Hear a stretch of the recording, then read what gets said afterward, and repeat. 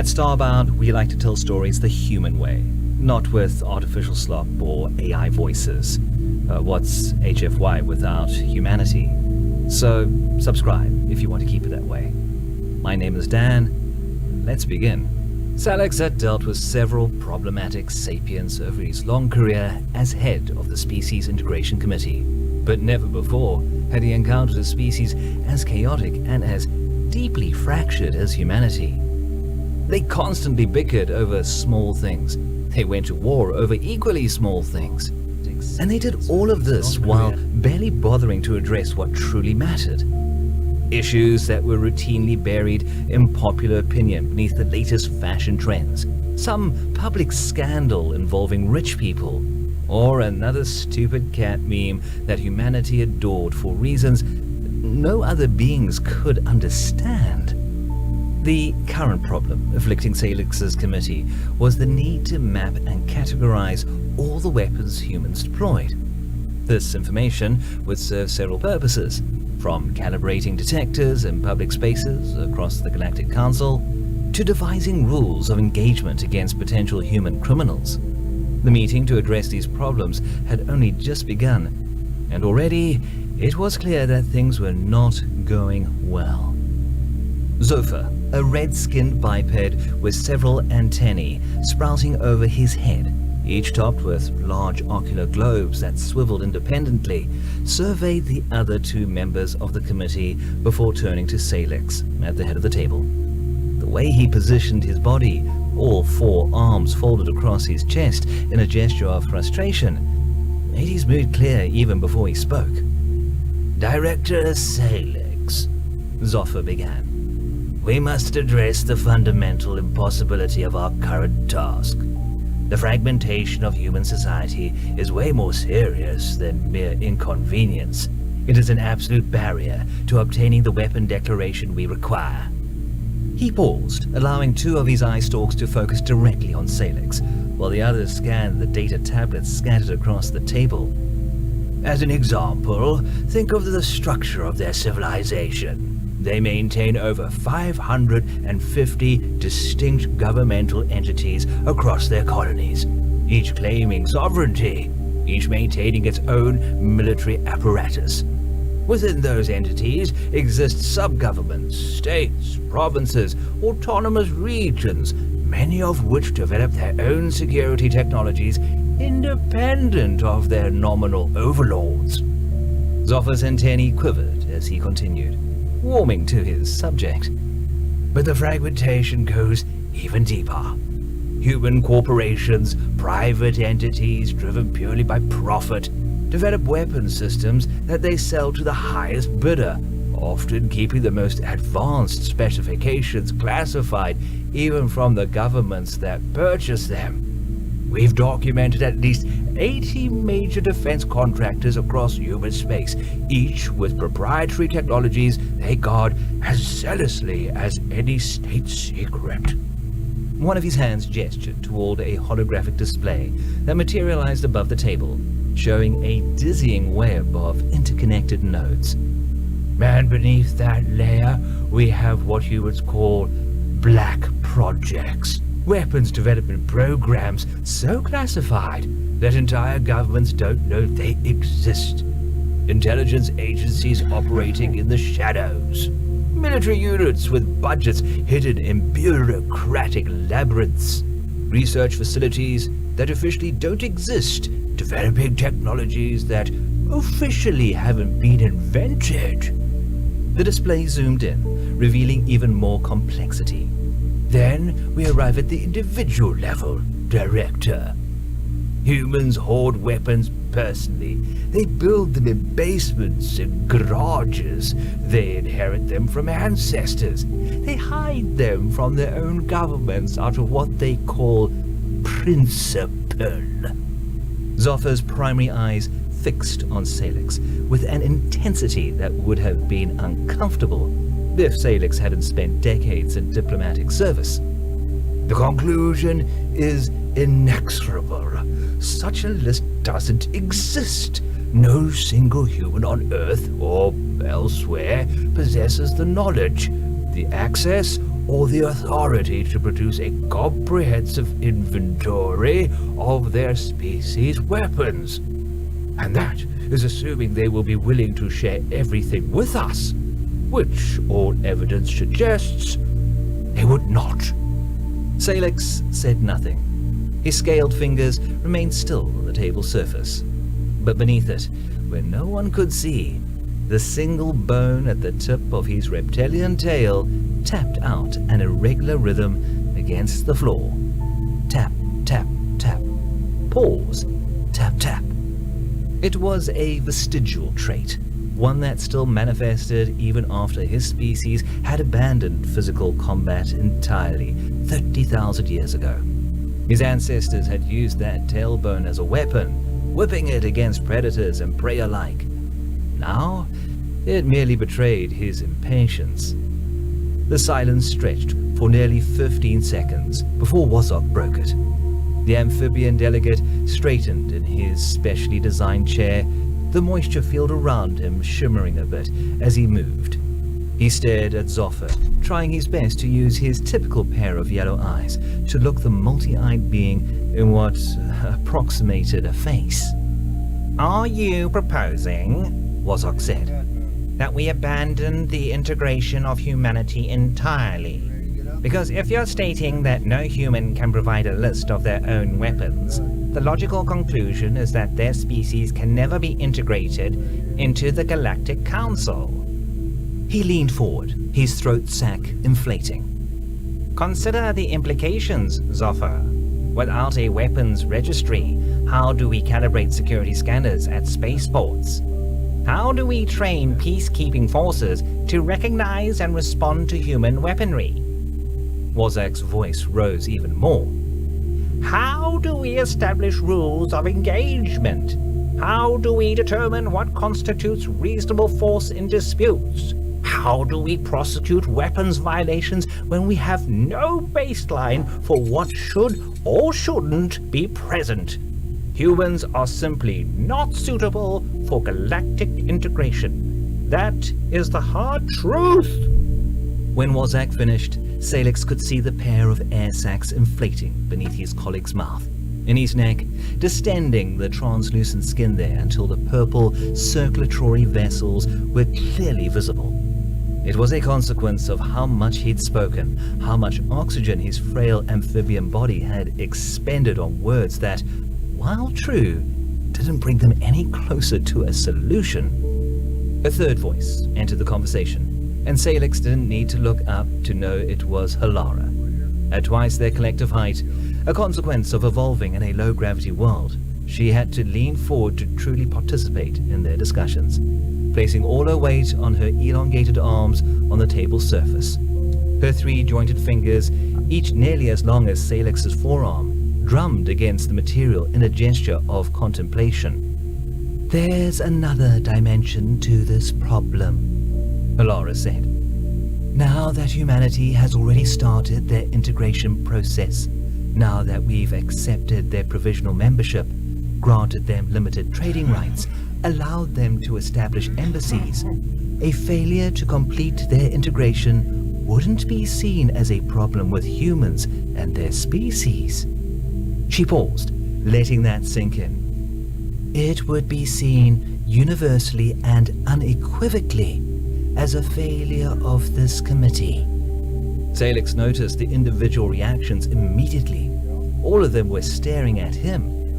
Zoffer had oriented 4 of his 6 eye stalks in Salix's direction, the others scanning the room as if seeking escape routes.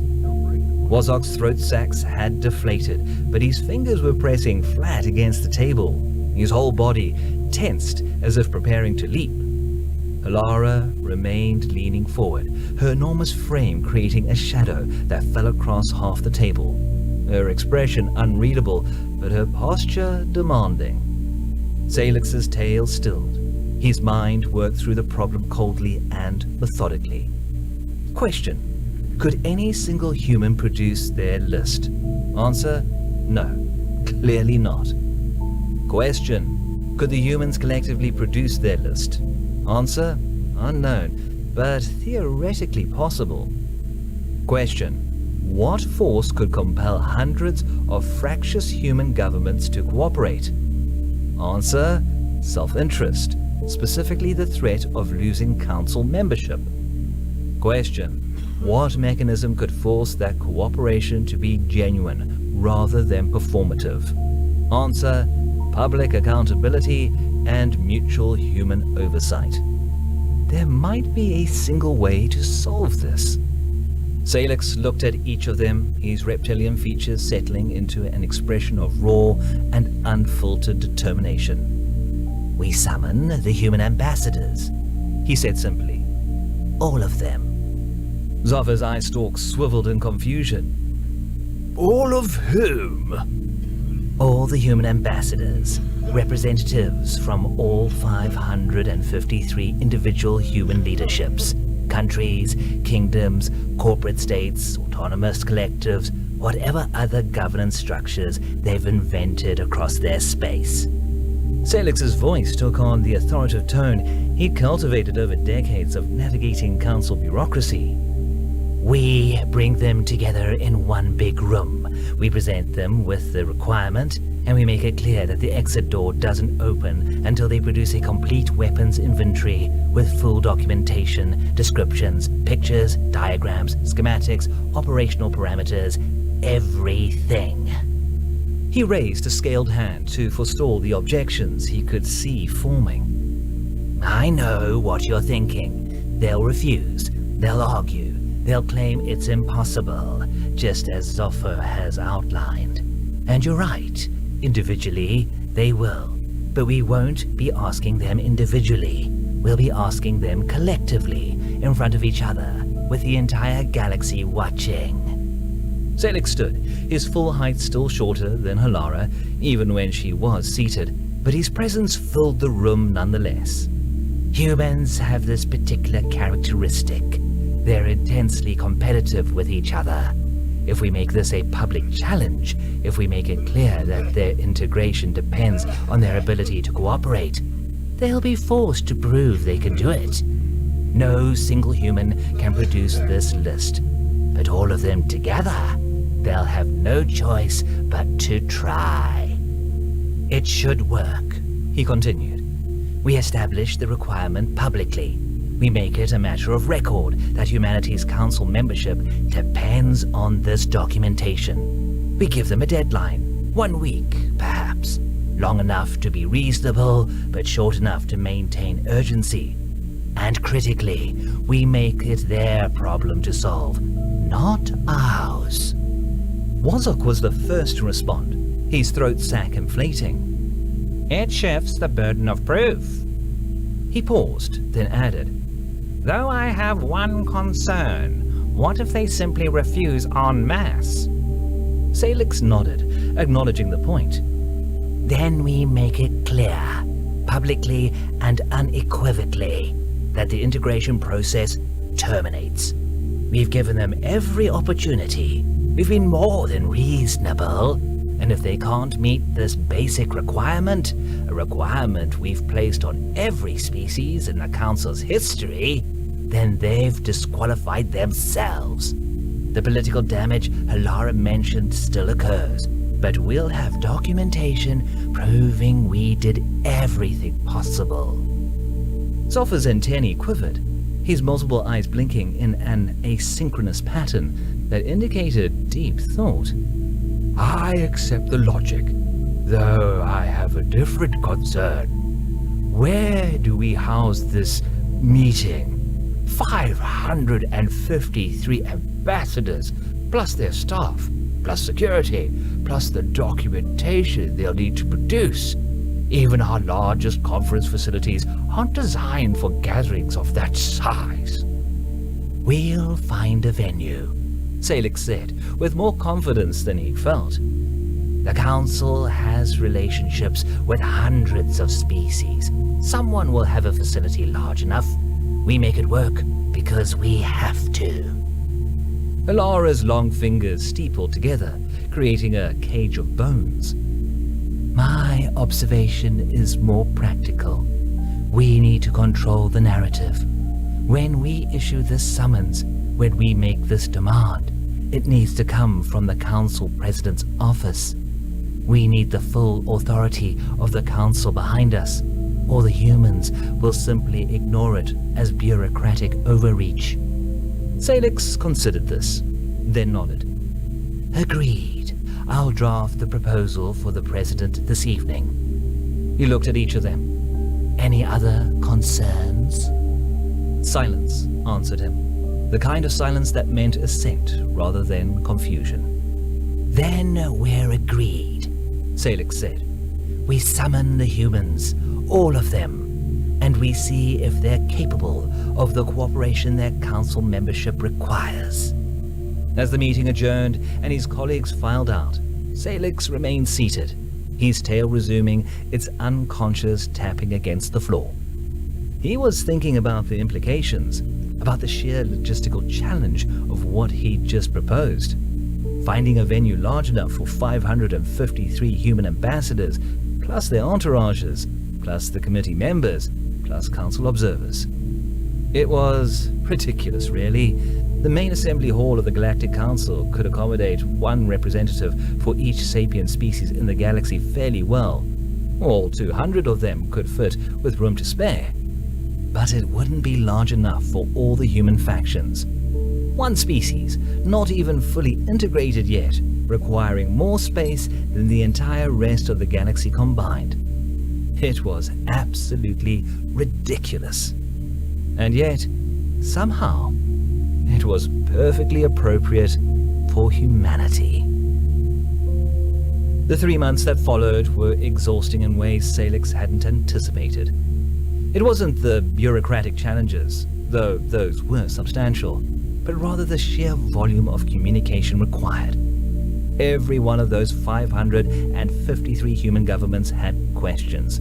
Everyone had concerns. Everyone needed to be convinced, cajoled, or in some cases, subtly threatened into participation.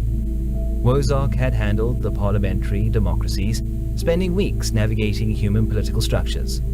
Zoffer had taken the corporate states and commercial entities, his multi-threaded thinking allowing him to negotiate with several entities simultaneously. Alara had managed the monarchies and traditional hierarchies, her imposing presence translating well across communication channels. Salix had taken everything else. The theocracies, the military juntas, the anarchist collectives, and the handful of truly bizarre governance structures that only humans could have invented. Now, standing before the door of the great hall they'd finally secured, Salix felt a wave of exhaustion. The hall belonged to the Gorath, a species of giants who used it for their ceremonial gatherings, perhaps twice a century. Renting it had required negotiations that made Salix question his career choices, but it was the only structure he could find that could accommodate their needs. I'm not ready for this, Wozark said quietly. The moment we walk through that door and tell them they can't leave until they produce a complete weapons inventory, we become the villains of whatever disaster follows. Zoffer's eye stalks swiveled nervously. That's precisely why we're doing it publicly. When they fail, and I maintain they will fail, it needs to be absolutely clear that the fault lies with human fragmentation, not with bureaucratic overreach on our part. If they fail, Alara corrected, though her tone suggested she agreed with Zoffer's assessment. We still don't know that they will. They will. Humans always find a way to fail, and they always do it in the most bizarre way possible, Zoffer said flatly. Salix said nothing. He simply placed his hand on the door's access panel and pushed forward, leading the way inside with a confidence he absolutely did not feel. The interior of the Great Hall was as impressive as promised. The Gorath had designed it for beings 3 times Salix's height, so the ceiling soared overhead at a dizzying distance, supported by pillars carved from single pieces of stone. But the committee had made modifications. The enormous semicircle-shaped table that now dominated the space was human-sized, with human-sized chairs arrayed around it in dense rows. And filling those chairs were humans. So many humans. Humans of every shade of skin color Salix had encountered, and several he hadn't. Humans in formal suits that looked uncomfortably restrictive. Humans in flowing robes embroidered with precious metals. Humans in military uniforms bristling with incomprehensible insignia. Humans in simple tunics that suggested either poverty or philosophy. Humans with hair in every conceivable configuration, long, short, absent, colored in shades that definitely weren't natural, shaped into sculptures that defied gravity. And they were loud. Oh, were they loud. Multiple conversations in multiple languages created a wall of sound that hit Salix like an anvil.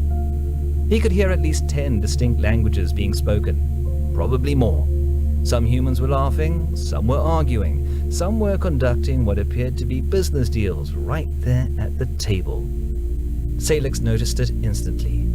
The incongruity that made his brain stutter mid-step. In a section designated for the colony on Felix Prime, among the human representatives, sat what was very clearly not a human. She was covered in fur, had distinctively feline features, pointed ears, and a tail that swished behind her. Salix leaned toward Wazok, not taking his eyes off the anomaly. "You handled Felix Prime. Why is there a Felesian sitting with the human delegation?" Rozak's throat sac swelled with what Salix had learned to recognize as embarrassment. That's a Felesian, but she's also the human ambassador. The humans on that planet chose her as their representative. She has fur and tail. Yes, And is very clearly... the humans elected her, Wazak interrupted. There's nothing we can do. Salix stared at the ambassador, who was currently grooming her arm with long licks. Is this related to their obsession with cats? He asked. I'm afraid so, Wazak confirmed. Of course it is. Salix forced himself to overcome the shock of humanity's diversity and found the strength to walk to the center of the semicircle. Each step felt longer than the last. The table was truly massive, wrapping around them in a gentle curve that put hundreds of human faces in his field of vision simultaneously. Some were watching his approach. Others were still engaging in their own conversations, apparently unaware or unconcerned that the committee director had entered the room. The walk seemed to take forever. He reached the center point, the focal position where the semicircle's geometry would carry his voice to all assembled. For just a moment, he hesitated. So many eyes. Then he straightened his spine, activated the vocal amplification system built into the floor, and spoke. Ambassadors of humanity. His voice boomed across the hall. I am Director Salix of the Species Integration Committee. You have been summoned here to address a critical requirement of your provincial membership in the Galactic Council. More conversations stopped. More faces turned toward him.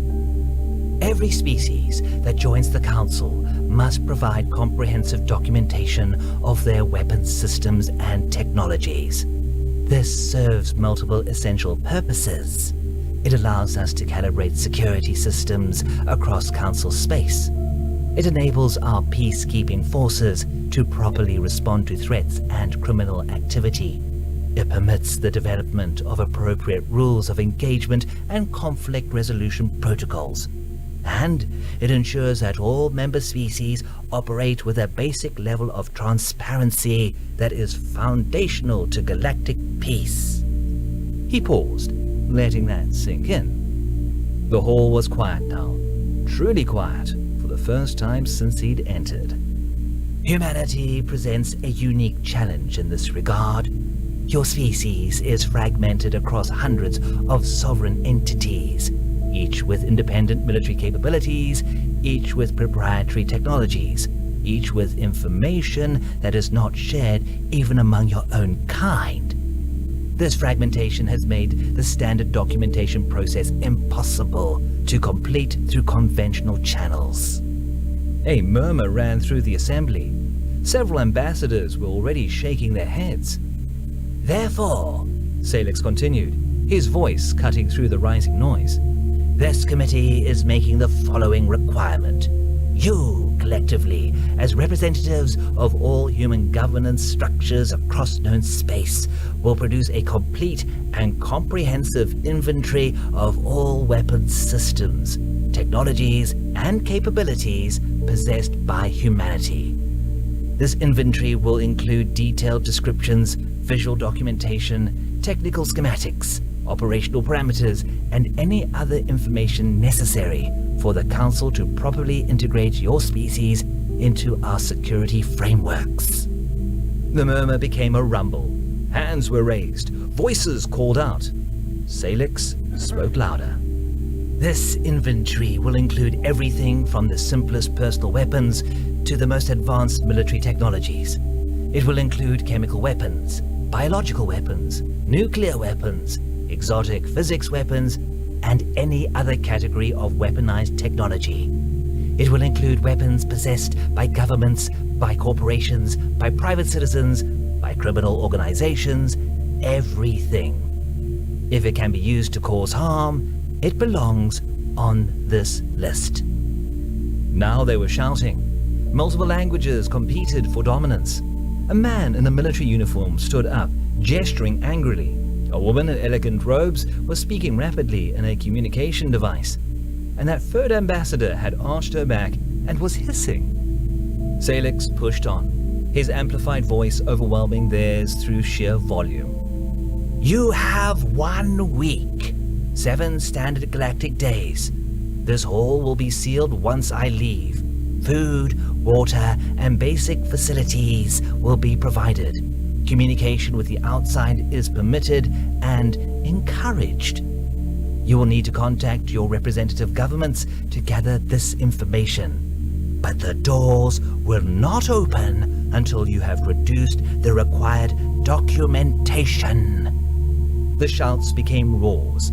A man was standing on his chair, yelling something about sovereignty.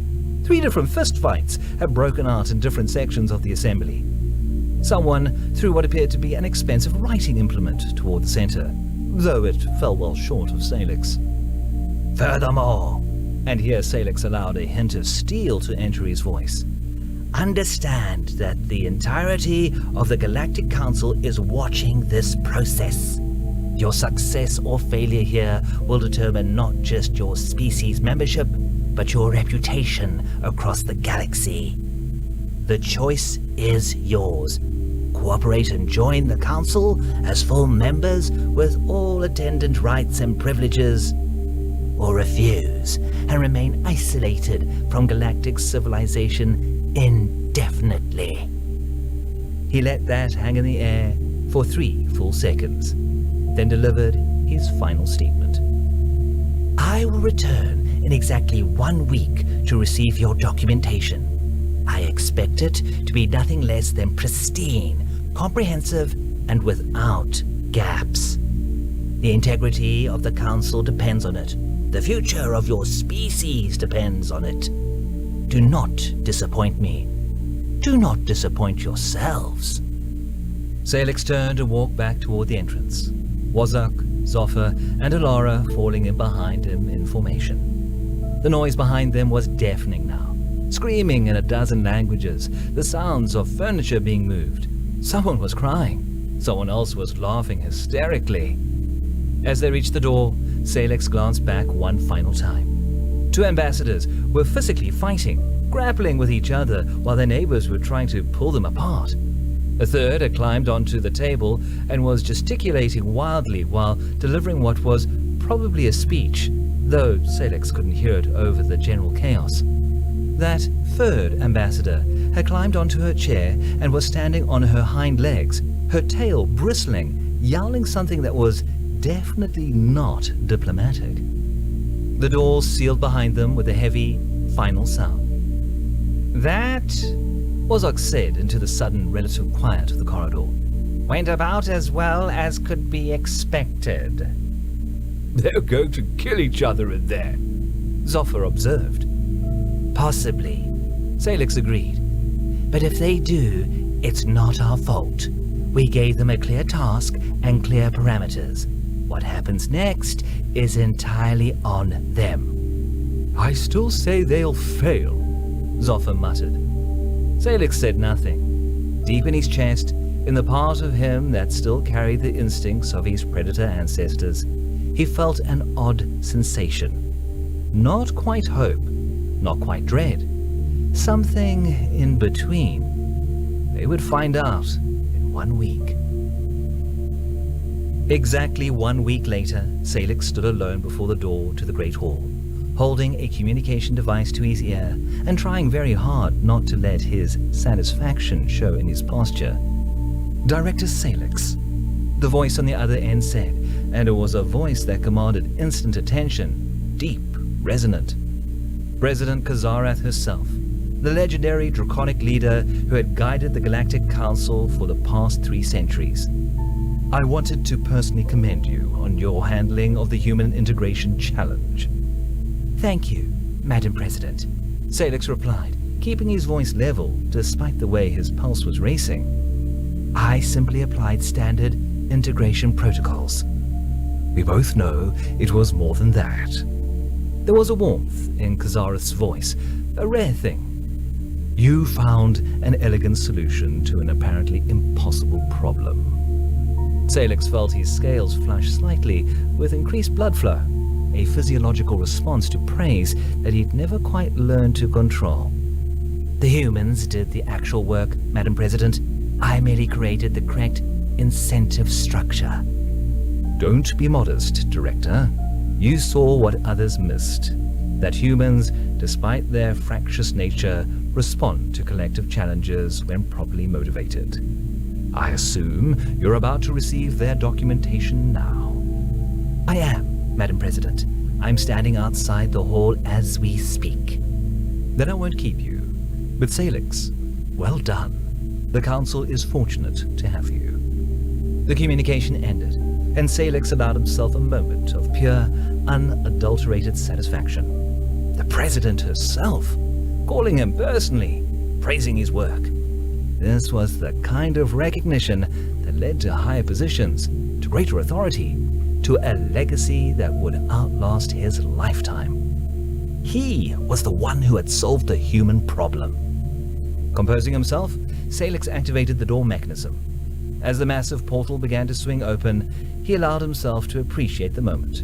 He had given them an impossible task, and somehow, against all odds, it appeared they had completed it. The scene that greeted him as he entered the hall was deeply satisfying in its own way.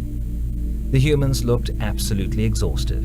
Many had visible dark circles under their eyes, a sign of sleep deprivation in their species. Clothing was rumpled, disheveled. Hair was in disarray. The polished diplomatic veneer they'd worn a week ago had crumbled, revealing raw humanity beneath. But they were organized. The fighting had stopped. The chaos had been replaced by a tense, exhausted camaraderie. And stacked against the far wall, in neat rows that spoke of desperate organizational effort, were physical storage containers of various designs. Salix walked to the center of the semicircle again, and this time he was enjoying himself. This was his victory lap. These sleep-deprived, fractious humans had somehow managed to cooperate long enough to produce what he demanded. It was impressive, really, and would make an excellent case study in applied bureaucratic pressure. Ambassadors, he said, I trust you've had a productive week? Several weak chuckles answered him. That third ambassador was grooming herself again, though she looked up long enough to emit what might have been a growl. I'm here to receive the documentation we discussed. If someone could please bring me the inventory list. For a moment, nothing happened. The humans exchanged glances, a ripple of communication passing through the assembly without words. Then someone in the back shouted something. The distance and lack of amplification meant Salix only caught fragments. "Too long!" and what sounded like 47, followed by words he couldn't distinguish. Salix's tail went rigid in a display of irritation. "I'm sorry, could you repeat that? The list is 47 pages long?" The response was immediate and unexpected. Laughter erupted from hundreds of human throats simultaneously. Not polite laughter, but genuine, almost hysterical amusement.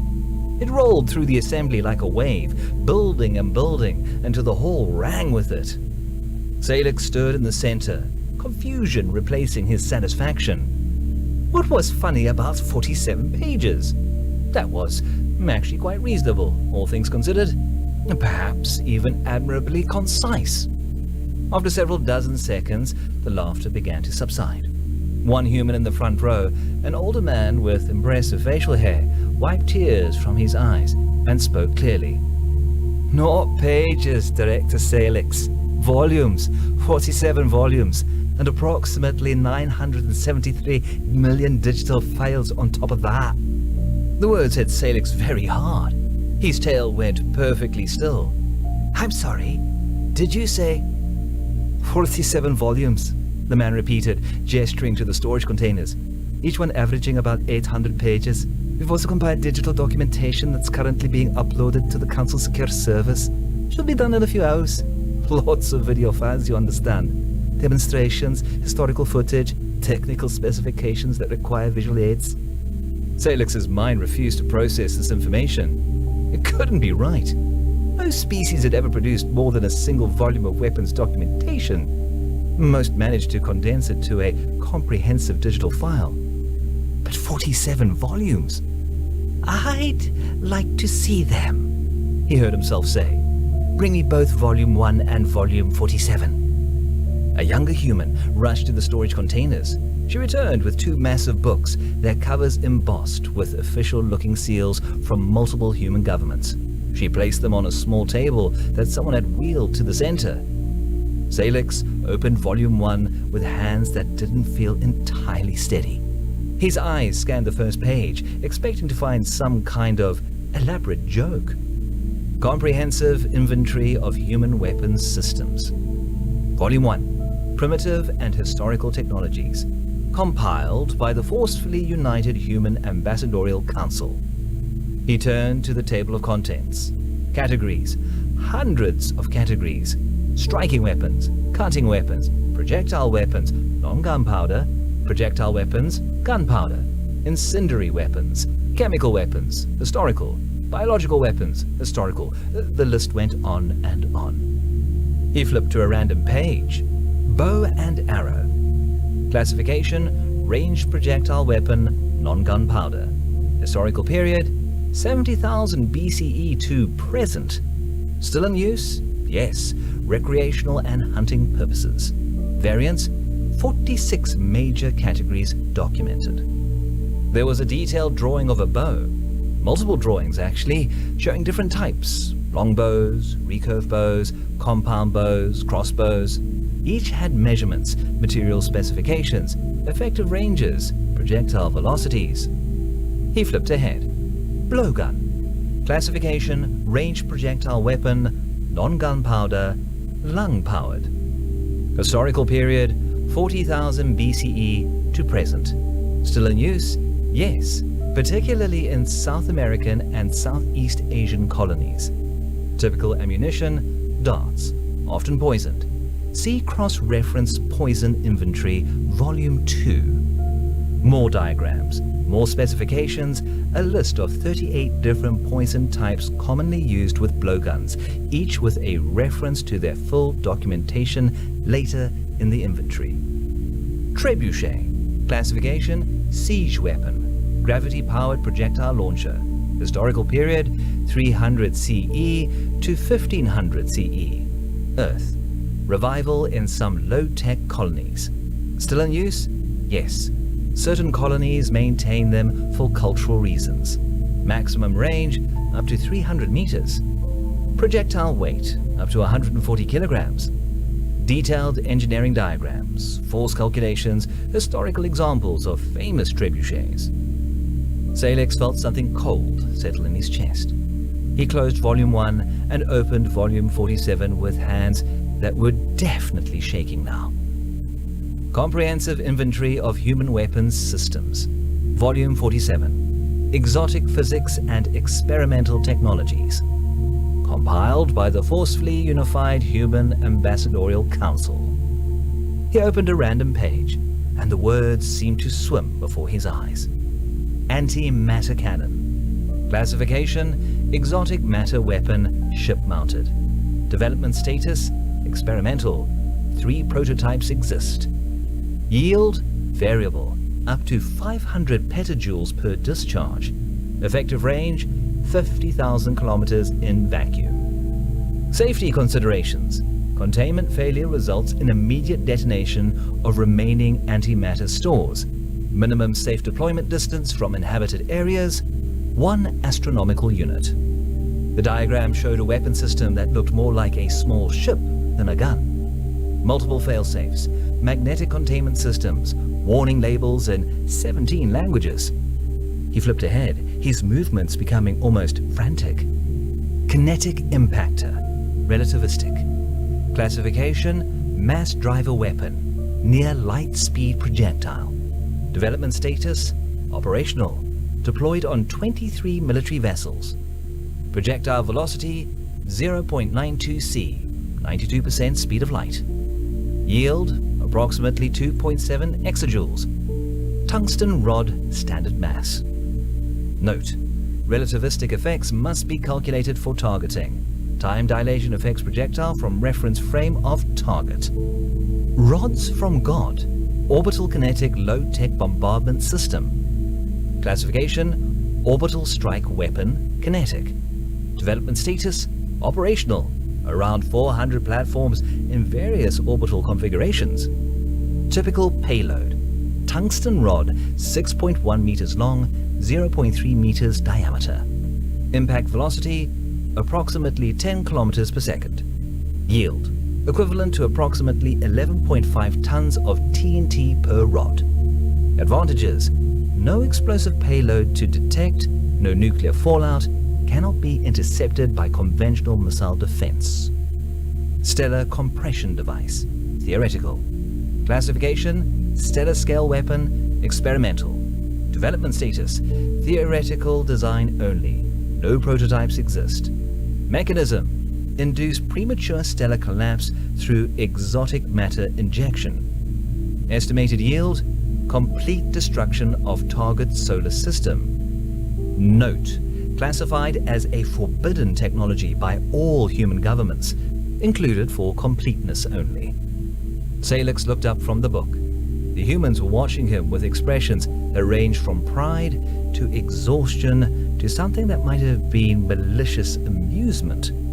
He began flipping through the pages faster now, unable to stop himself. Chemical weapons that could dissolve atmosphere. Biological weapons that could consume entire ecosystems. Nanotech weapons that could dismantle matter at the molecular level. Temporal displacement devices that were labeled theoretical but concerning. A device called a quantum vacuum collapse initiator that supposedly could destroy the stability of space-time itself, marked with a note that said, "Please don't ever build this." And scattered throughout, mundane weapons. Handguns, rifles, explosives, poisonous gas, things humans have been using to kill each other for thousands of years, documented with the same meticulous care as the reality-breaking superweapons. The laughter had returned now, but it was different now. Less hysterical, more knowing. The humans were laughing at him, and Salix suddenly understood why. One of them leaned forward, a woman in a simple business suit who looked like she might have been pretty before a week of sleep deprivation. "The blueprints are all public now, you know, just as you wanted. comprehensive documentation available to any council member species. Another voice from somewhere in the back, male and hinting a note of vindictive satisfaction. Congratulations, Director. You really fucked up by forcing our hand. The best part is, you don't even know it yet. Salix stood frozen. The massive book stood open in his hands. Around him, he could hear more comments, more laughter. Do you think they understand what a mass driver is? Half the species in the council don't have the material science to build half the stuff. But they might do it now. That's the whole point. Salix slowly closed the volume. He looked around at the assembled humans, seeing them clearly for the first time. They were exhausted, yes. Sleep deprived, yes. But underneath that, they were satisfied. Some were smiling, others were grinning outright. They had done exactly what he'd asked. They had produced a complete and comprehensive inventory of all human weapons. They had cooperated, unified, worked together across their fractured governments and competing interests. And in doing so, they had just shared every weapons design they'd ever created with every species in the galaxy. You'll get the rest uploaded within the day, the older man with the facial hair said. All indexes cross-referenced, fully searchable, user-friendly interface and everything. He figured if you're doing this, you might as well do it right. Salix found his voice, though it sounded distant to his own ears. Thank you, ambassadors. This is comprehensive. You're welcome, Director, the woman in the business suit said, and her smile had teeth in it. We're very thorough when properly motivated. Salix walked back toward the door, his movements mechanical. Behind him, he could hear the humans beginning to pack up, their voices rising in celebration. They completed the impossible task. They cooperated across hundreds of competing factions. They'd proven themselves capable of the unity the Council required. And they just armed every criminal organization, every dissident faction, and every ambitious species in the galaxy with a comprehensive guide to human weapons technology. As the door closed behind him, Salix felt something he couldn't quite name. Not satisfaction, not dread. Something else entirely. The feeling that he'd won the battle, but might have just lost a much bigger war. The feeling that the human in the business suit had been absolutely right. He'd fucked up. He just didn't know how badly. Not yet. Historical epilogue. The Lost Century. The scholars of the Galactic Council would look back on that moment, on Director Salix's well-intentioned but catastrophically short-sighted demand, as the first spark that ignited what came to be known as the Lost Century. Within 6 months, pirate organizations across the galaxy had upgraded their weapon systems using human designs. Within a year, criminal syndicates possessed antimatter weapons that had previously been theoretical to them. Within 5 years, the Council's peacekeeping forces were fighting asymmetric battles against enemies armed with weapons technology that evolved faster than defensive countermeasures could be developed. The kinetic impactors proved particularly popular among the lawless. Easy to manufacture with sufficiently advanced material science, impossible to intercept once fired, capable of devastating effect. Entire outposts were destroyed by what the humans casually referred to as throwing rocks really fast. The biological weapons documentation led to a nightmare period where engineered plagues swept through unprepared populations. The nanotech weapons sparked an arms race in microscopic warfare that no one had been ready to fight. For a full century, the carefully maintained order of the Galactic Council teetered on the edge of collapse. Criminal organizations became de facto governments. Entire areas descended into anarchy.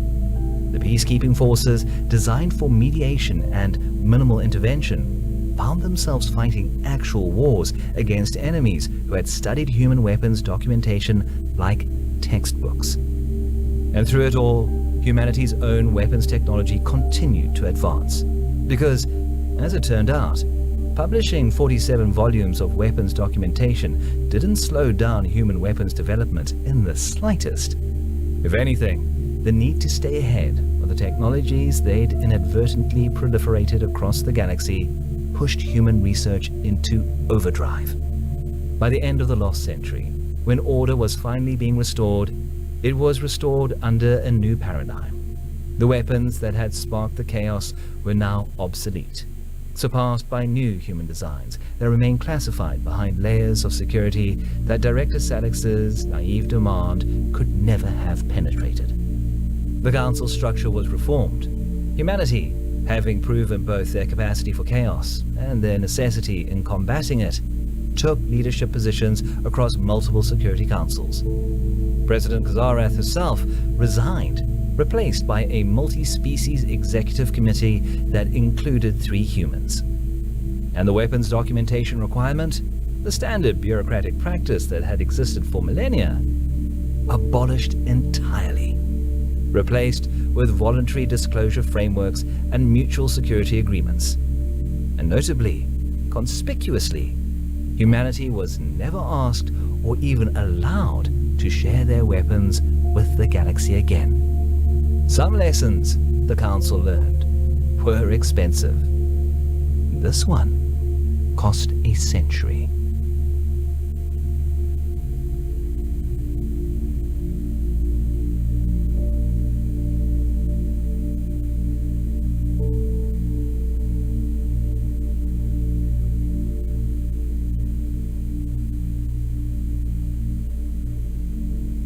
Chapter 1. The Red Dust and the Chrome Bumper.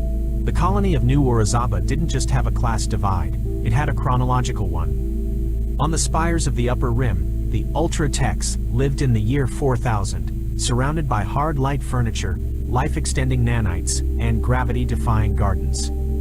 But down in the basement, where Lane lived, it was 1998 with better batteries. The air in the basement smelled of ozone and fried synth-leveled meat.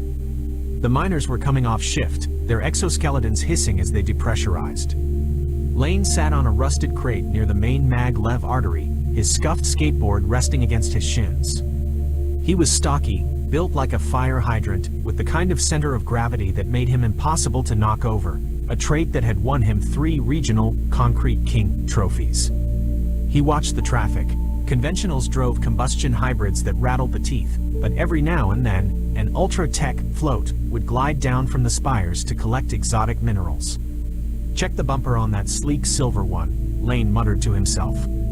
As a polished chrome aircar slowed for a congestion drone, Lane kicked off.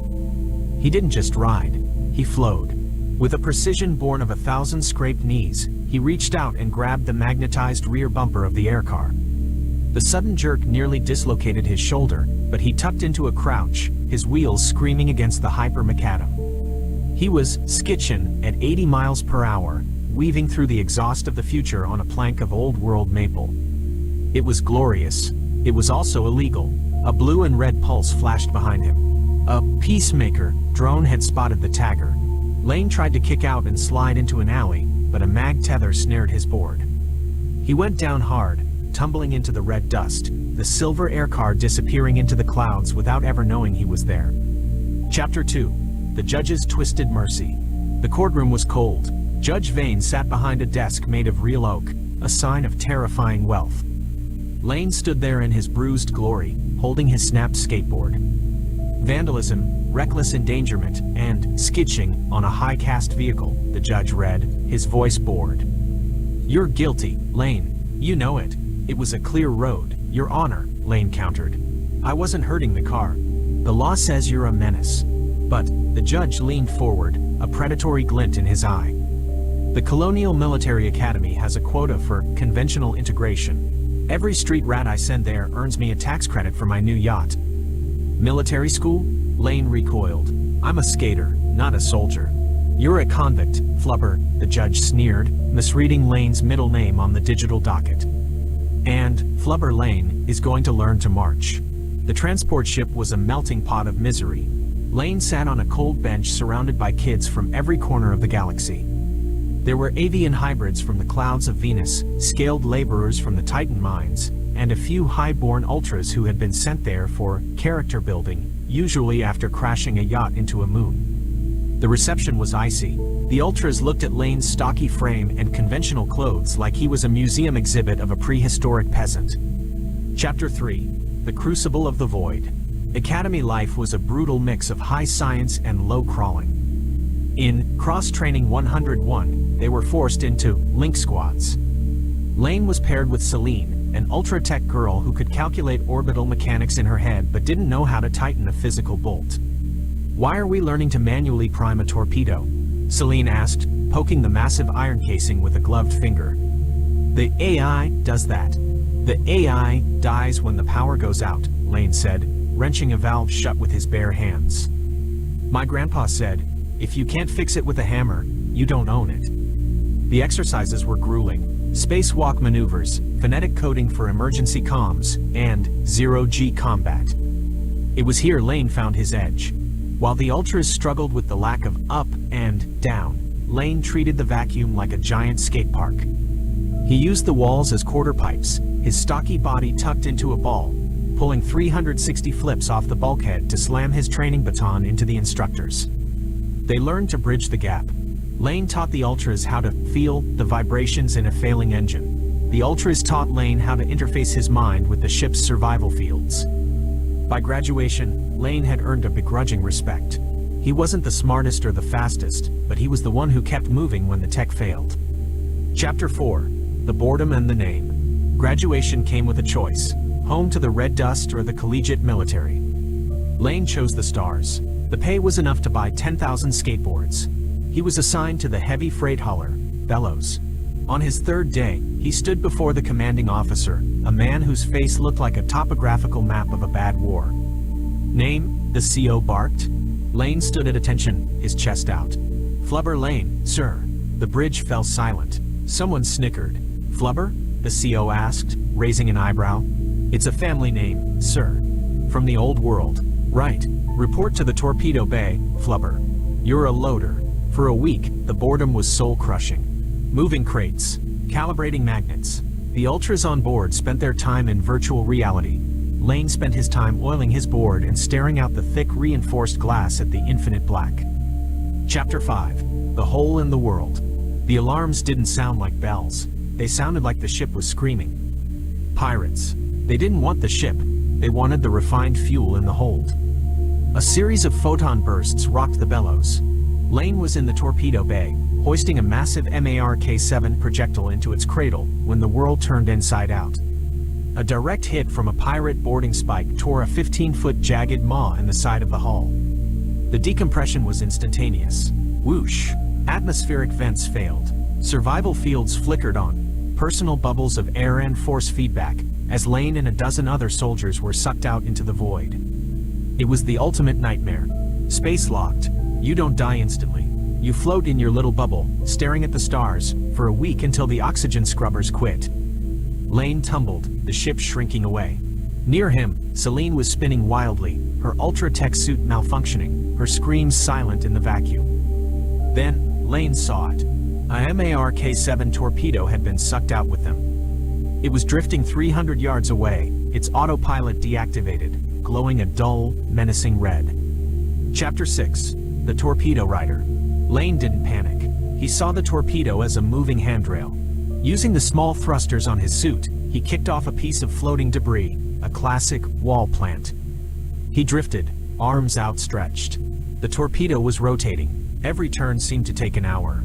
Clang! He caught the tail fin. He hauled himself up the cold metal body, his fingers finding the manual override panel he'd learned to fix back in school. He ripped the wires out and hot-wired the gravity drive. Suddenly, the torpedo roared to life. It didn't have a seat. It wasn't meant for passengers. Lane gripped the casing like it was the most dangerous skateboard in the galaxy. He ignited the drive and pushed. He rode the torpedo like a stallion, weaving through the dark. He swung by Celine, grabbing her harness and hauling her onto the back of the missile. One by one, he skitched through the void, picking up the floating soldiers until 7 people were clinging to the back of a live weapon. The pirates were closing in. Their ships were sleek, fast, and confused. They saw a torpedo moving in a non-linear, erratic trajectory. It wasn't homing, it was carving. Lane was using his center of gravity to tilt the missile, pulling hard ollies over incoming laser fire. The distraction worked. The Bellows crew used the opening to stabilize their turrets and unleash a barrage that sent the pirates reeling. Chapter 7: The Final Risk. Lane pulled the torpedo into the flight bay, the heavy mag curtains hissing shut behind them. The survivors fell off the back, gasping, weeping, their survival fields collapsing. Lane jumped off, his knees buckling. As he landed, his foot caught a jagged piece of metal, a flap of the torpedo's internal casing. Tick, tick, tick. The impact or the friction had armed the fuse. The digital readout on the nose began a 10-second countdown. "Get back!" Lane screamed. The hangar was full of wounded. The bay doors were jammed half open. If that torpedo blew now, the Bellows was gone. Lane looked at the fleeing pirate ship in the distance, visible through the gap in the doors. He looked at his hands. He kicked the torpedo toward the door, but it was too heavy. He did the only thing a skater could do. He jumped back on. He slammed the throttle to full and aimed the nose at the gap. The torpedo surged forward. Lane intended to jump off at the last second, but his sleeve snagged on a cooling vent. He was dragged out into the void again, clinging to the side of a ticking bomb. He saw the pirate ship growing larger. He saw the timer hit 0:03. With a roar of pure defiance, Lane kicked his legs out, using the momentum of the torpedo to swing himself upward. He unhooked his sleeve, his body flying into a high-arching kickflip through the vacuum. The torpedo struck the pirate's fuel port. A blinding white light consumed the horizon. The pirate ship turned into a second sun. Epilogue: The Legend of the Flubber. Back in the hangar, everyone stood in silence, looking out at the expanding cloud of debris. Celine whispered, "He's gone." Then, a metallic clink sounded from the rafters. High above the hangar floor, near the emergency pressure seals, a stocky figure was swinging from a hydraulic pipe. Lane dropped down, performing a perfect tuck and roll, before landing flat on his face with a wet thud. "Medic," he wheezed. Many centuries have passed since the Red Sun era. Technology has moved beyond Ultra. We have become beings of light and thought. But every cadet, whether they come from a nebula of wealth or a moon of poverty, must pass the Lane maneuver. They are given a board and a projectile, and they are told the story of the stocky boy with the ridiculous name. They are taught that high-tech is a tool, but conventional humanity, the ability to improvise, to struggle, and to ride the bombs of life with a smile, is the only thing that keeps the void at bay. Flubber Lane died an old man, surrounded by skateboards and medals. He remains the universe's most tragic comedy, a hero who saved the world because he was too stubborn to let go of the bumper.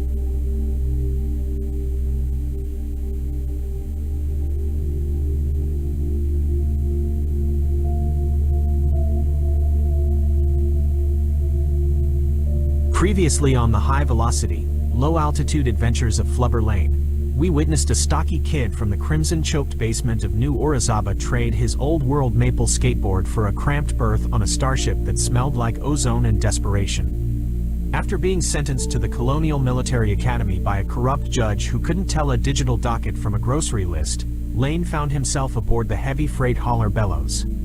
When pirates struck with jagged boarding spikes and searing photon bursts, our hero did the unthinkable.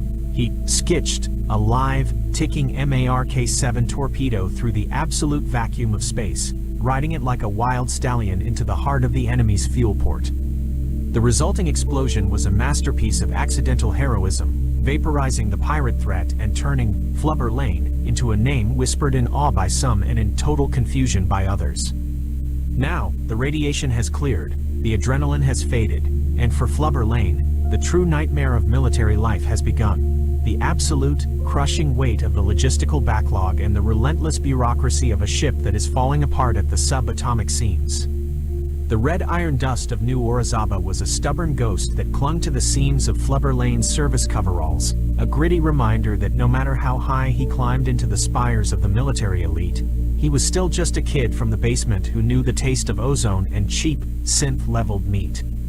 Following the explosive decompression of the Bellows and his frantic ride on that live torpedo, the ship was a hollowed-out carcass of twisted alloy and flickering hard light interfaces. Lane didn't have time to celebrate his new status. He was too busy with a hydro wrench in one hand and a roll of prehistoric copper wiring in the other. He had been summoned to the shattered bridge, not for a reprimand, but for a ceremony that felt more like a funeral for his free time. The commanding officer, whose face now looked like a topographical map of a planet that had been hit by a relentless, multi-generational meteor shower, stood stiffly amidst the sparking debris of what used to be a command console. He pinned a heavy, gleaming star of valor to Lane's chest, a medal made of solid, high-density iridium that felt like it weighed 40 pounds and pulled his posture into a permanent slouch. Along with the medal came a datapad flickering with his promotion, head of maintenance and supply. The CO barked that Lane was now the unifying force of the ship's systems, a title that sounded suspiciously like, the only person we trust not to blow us up while we sleep. Lane looked at the datapad and realized his nightmare had just begun. The promotion was a Trojan horse of bureaucracy. It came with a backlog of 30 critical projects, ranging from stabilizing the subatomic gravity drives to recalibrating the synthetic meat synthesizers which were currently stuck on burnt rubber and wet dog flavor. Okay, can you bitch at me now? Lane muttered to Celine as she hovered over him like a nervous hummingbird, complaining that the life support nanites in the upper ward were vibrating at a frequency that made her high-born hair frizz. He was currently shoulder deep in a junction box where an ultra-tech hard light projector had melted into a conventional mechanical cooling fan. It was a mess of cross-tech nightmares. The Ultra systems relied on thought mapping and ethereal power flows, while the conventional gear needed physical contact, actual juice, and the occasional kick. Lane was forced to strip the insulation from a high-tension cable and weave it into the light matrix using a pair of needle-nose pliers he'd found in a junk bin labeled pre-void relics. I didn't put that there, he grunted, pulling a calcified piece of ancient chewing gum out of the primary optical sensor. He bypassed the logic gate by wedging a copper penny, a literal relic from 1998, into the circuit breaker. Suddenly, the lights flickered from a sickly, nausea-inducing orange to a crisp, cool blue. The ship groaned, its systems coming back online in a stuttering, coughing fit of electronic rebirth. But as the long-range scanners finally shook off the radiation interference from the pirate explosion, a moderately moving ship appeared on the fringe of the sector. The bridge went cold, with the bellows still trailing a plume of coolant and its stealth systems only at 12% capacity. Revealing themselves to a potential pirate scout was a death sentence. The struggle to identify the vessel was a war of static and frustration. The ultra-tech sensors were screaming about spectral anomalies and quantum shadows, while the conventional radar showed nothing but a gray, uncooperative smudge that looked like a thumbprint on the screen. Lane diverted power from the laundry room and the mess hall, ignoring the distant, muffled shouts of hungry sailors whose lunch had just been sacrificed to the god of electromagnetism, to boost the symptomatic transmitter power.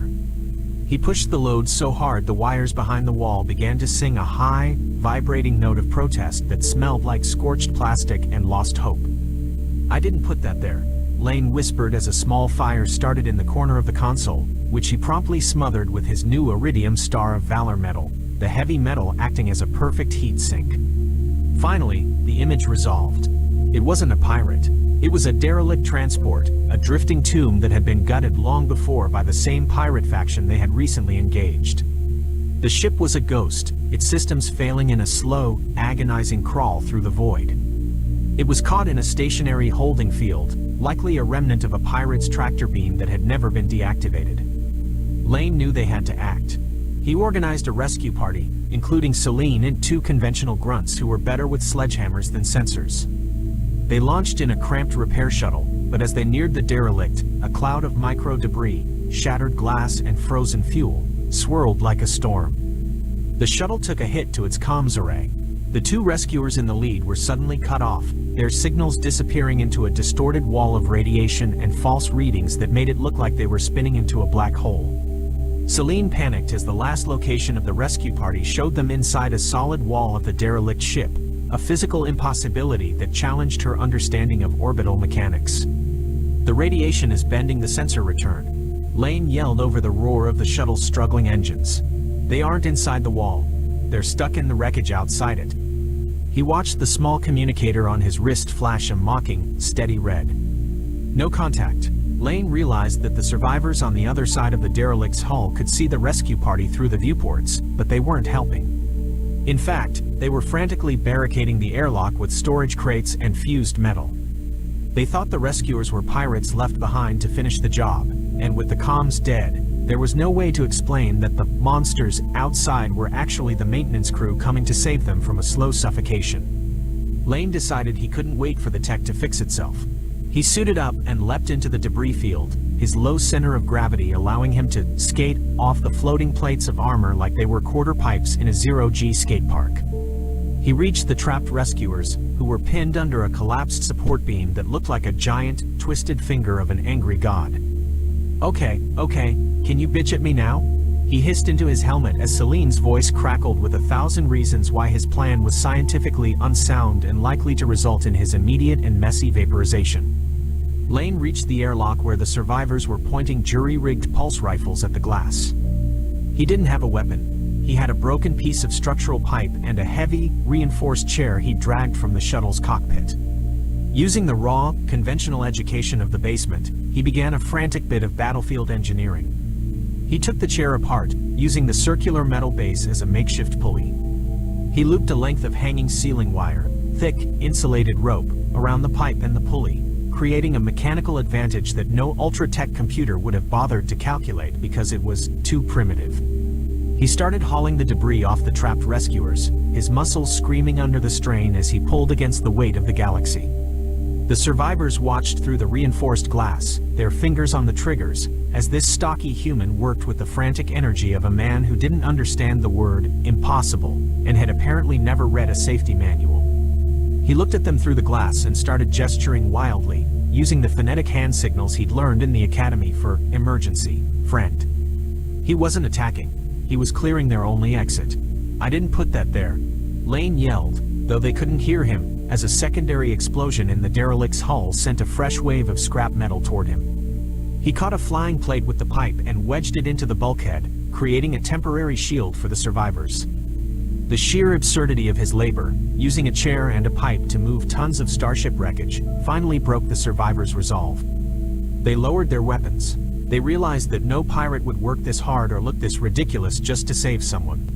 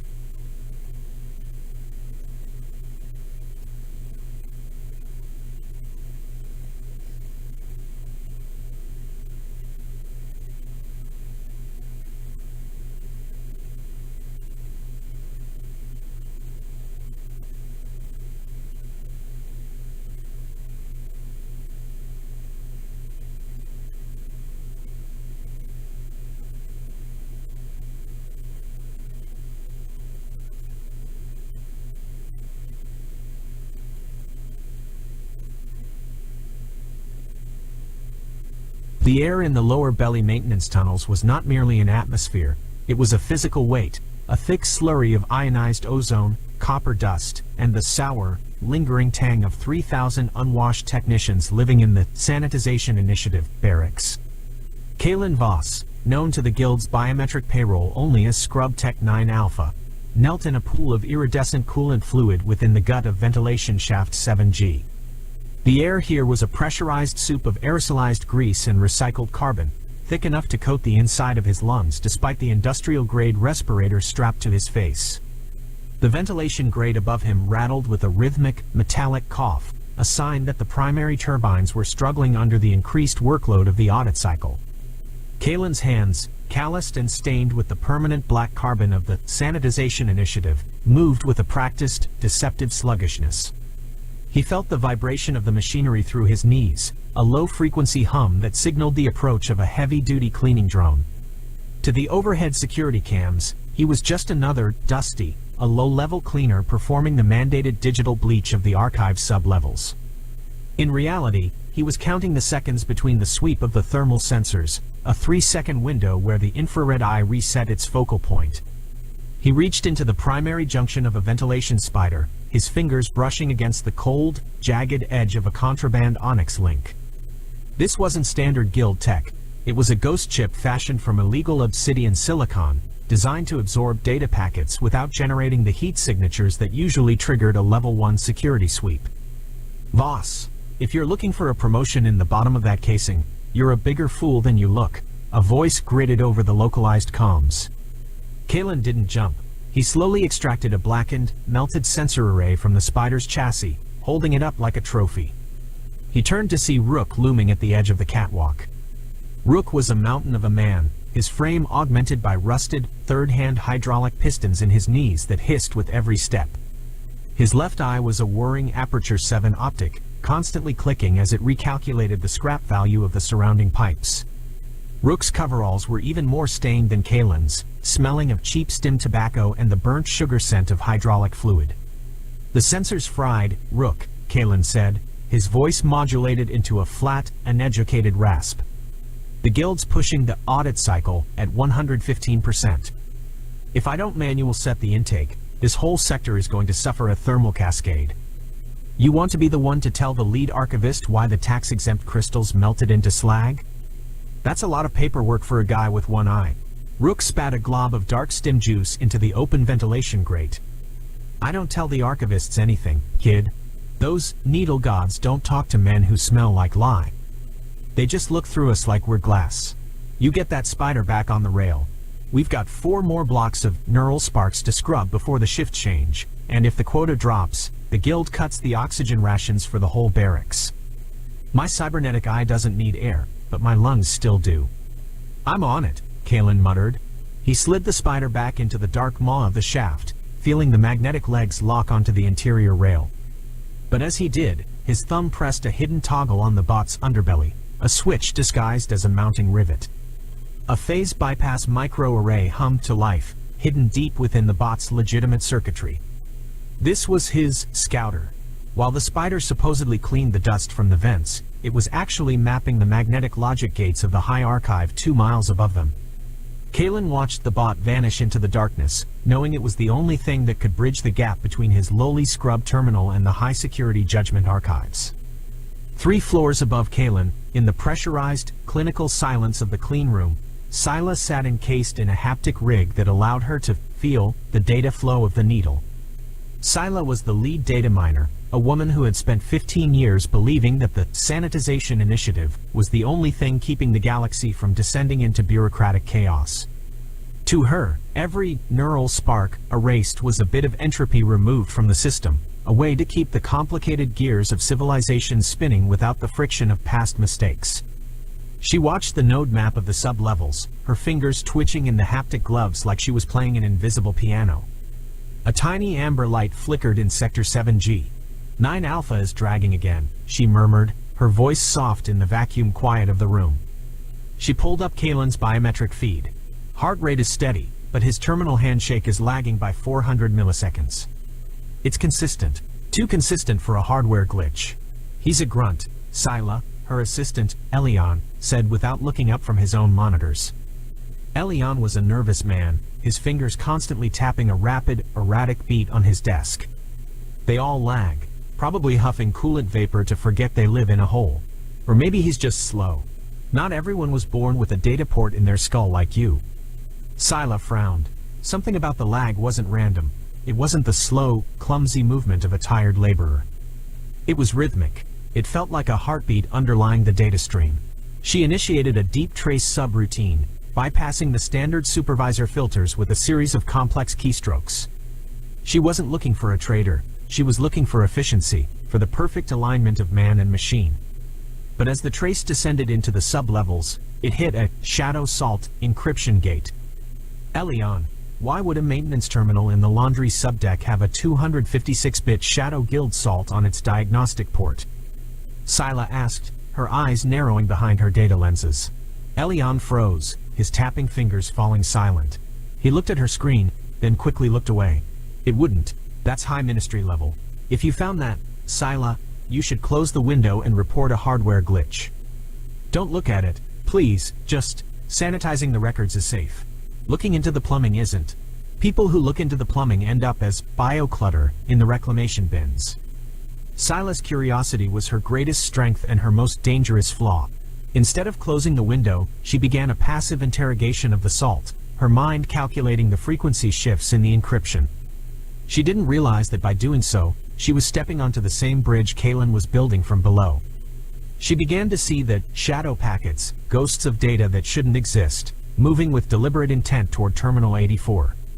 The transit from the lower belly to the High Ministry was a physical manifestation of the Guild's hierarchy.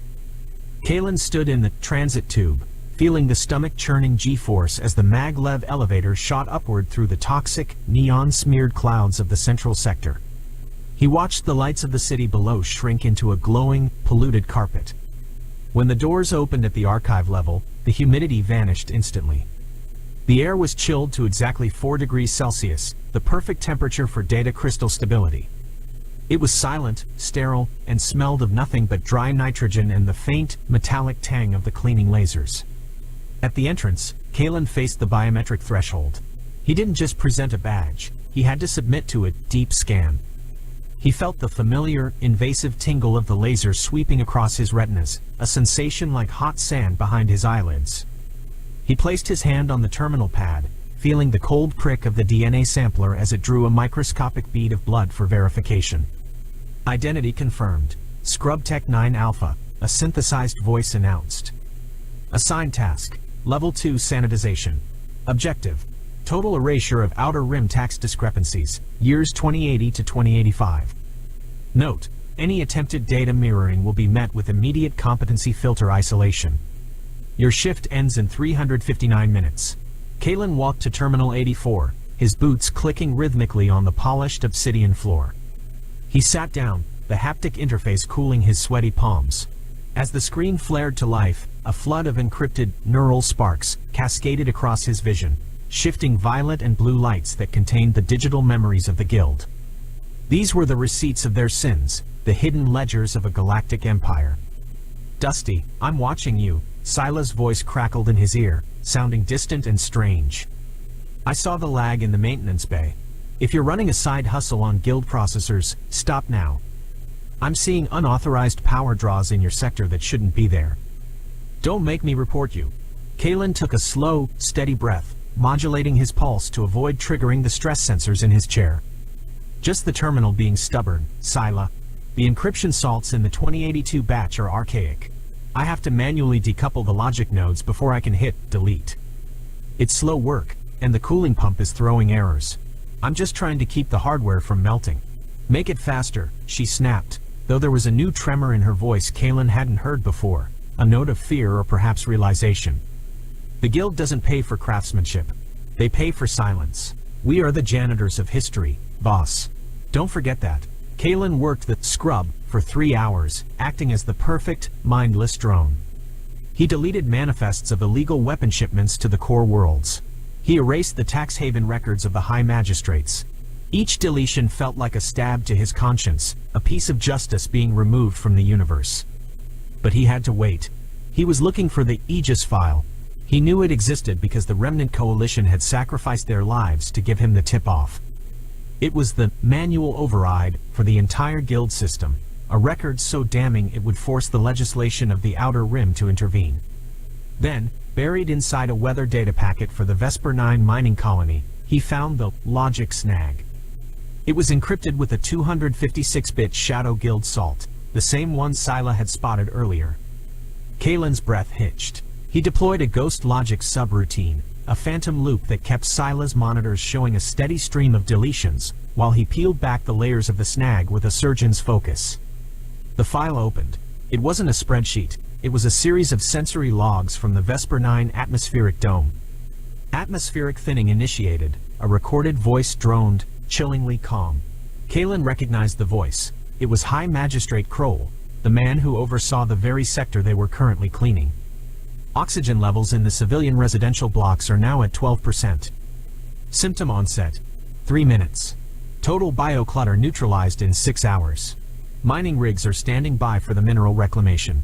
Ensure all communication lines are purged by the Sanitization Initiative.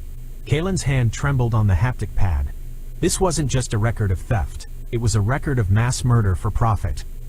50,000 families on Vesper 9, miners, engineers, children, were being suffocated so the guild could save 2% on their extraction costs and avoid the legal headache of relocation. He checked the timestamp. The final thinning was scheduled for the next lunar cycle. It hadn't happened yet, but it was being erased in advance. In the clean room, Scylla saw exactly what Kalen saw.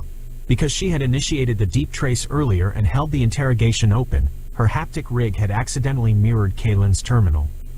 The visual log of the Vesper 9 colony projected onto her retinas like a nightmare. She saw the faces of the children in the red dust of the colony dome, their lungs struggling as the oxygen scrubbers were remotely throttled to a crawl. She heard Kroll's cold, calculated voice treating 50,000 lives like bio-clutter. "Elion," she whispered, her voice trembling so hard the haptic sensors glitched, sending static through her fingertips. VESPER-9. The asteroid incident from the news last month, it wasn't an accident. We're scrubbing the evidence of a massacre that's about to happen. Look at the digital signature. Kroll signed this yesterday. He's deleting the crime before he even commits it.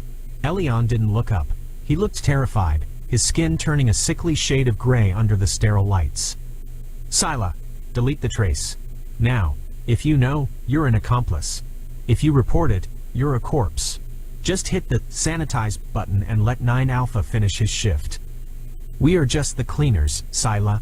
We don't decide what's dirt and what's evidence. We just make sure the guild looks perfect." Scylla looked at her hands. The haptic gloves, once symbols of her authority and precision, now felt like shackles. For 15 years, she had been the lead miner, the woman who ensured the guild's records were clean. She realized now that clean just meant empty of witnesses. She saw the faces of the miners on the screen, people she had never met, whose deaths were being facilitated by her own fingers on the keys. She saw Kalen's terminal cursor hover over the delete button. She saw him hesitate. Through the biometric feed, she felt his heart rate skyrocket to 145 BPM. She realized he wasn't a grunt. He was a ghost. He was exactly what the guild feared most, a man with a conscience and a wrench. He was the manual override in a system built of cold code. "Do it, 9 Alpha, she whispered, not over the comms, but to herself, her tears blurring the data on her lenses until the numbers became streaks of light. "Don't let them bury this one. Mirror it. Please, for the love of whatever stars are left, mirror it." Kalen bit down hard on his back molar. The ceramics shattered with a sickening, internal crunch.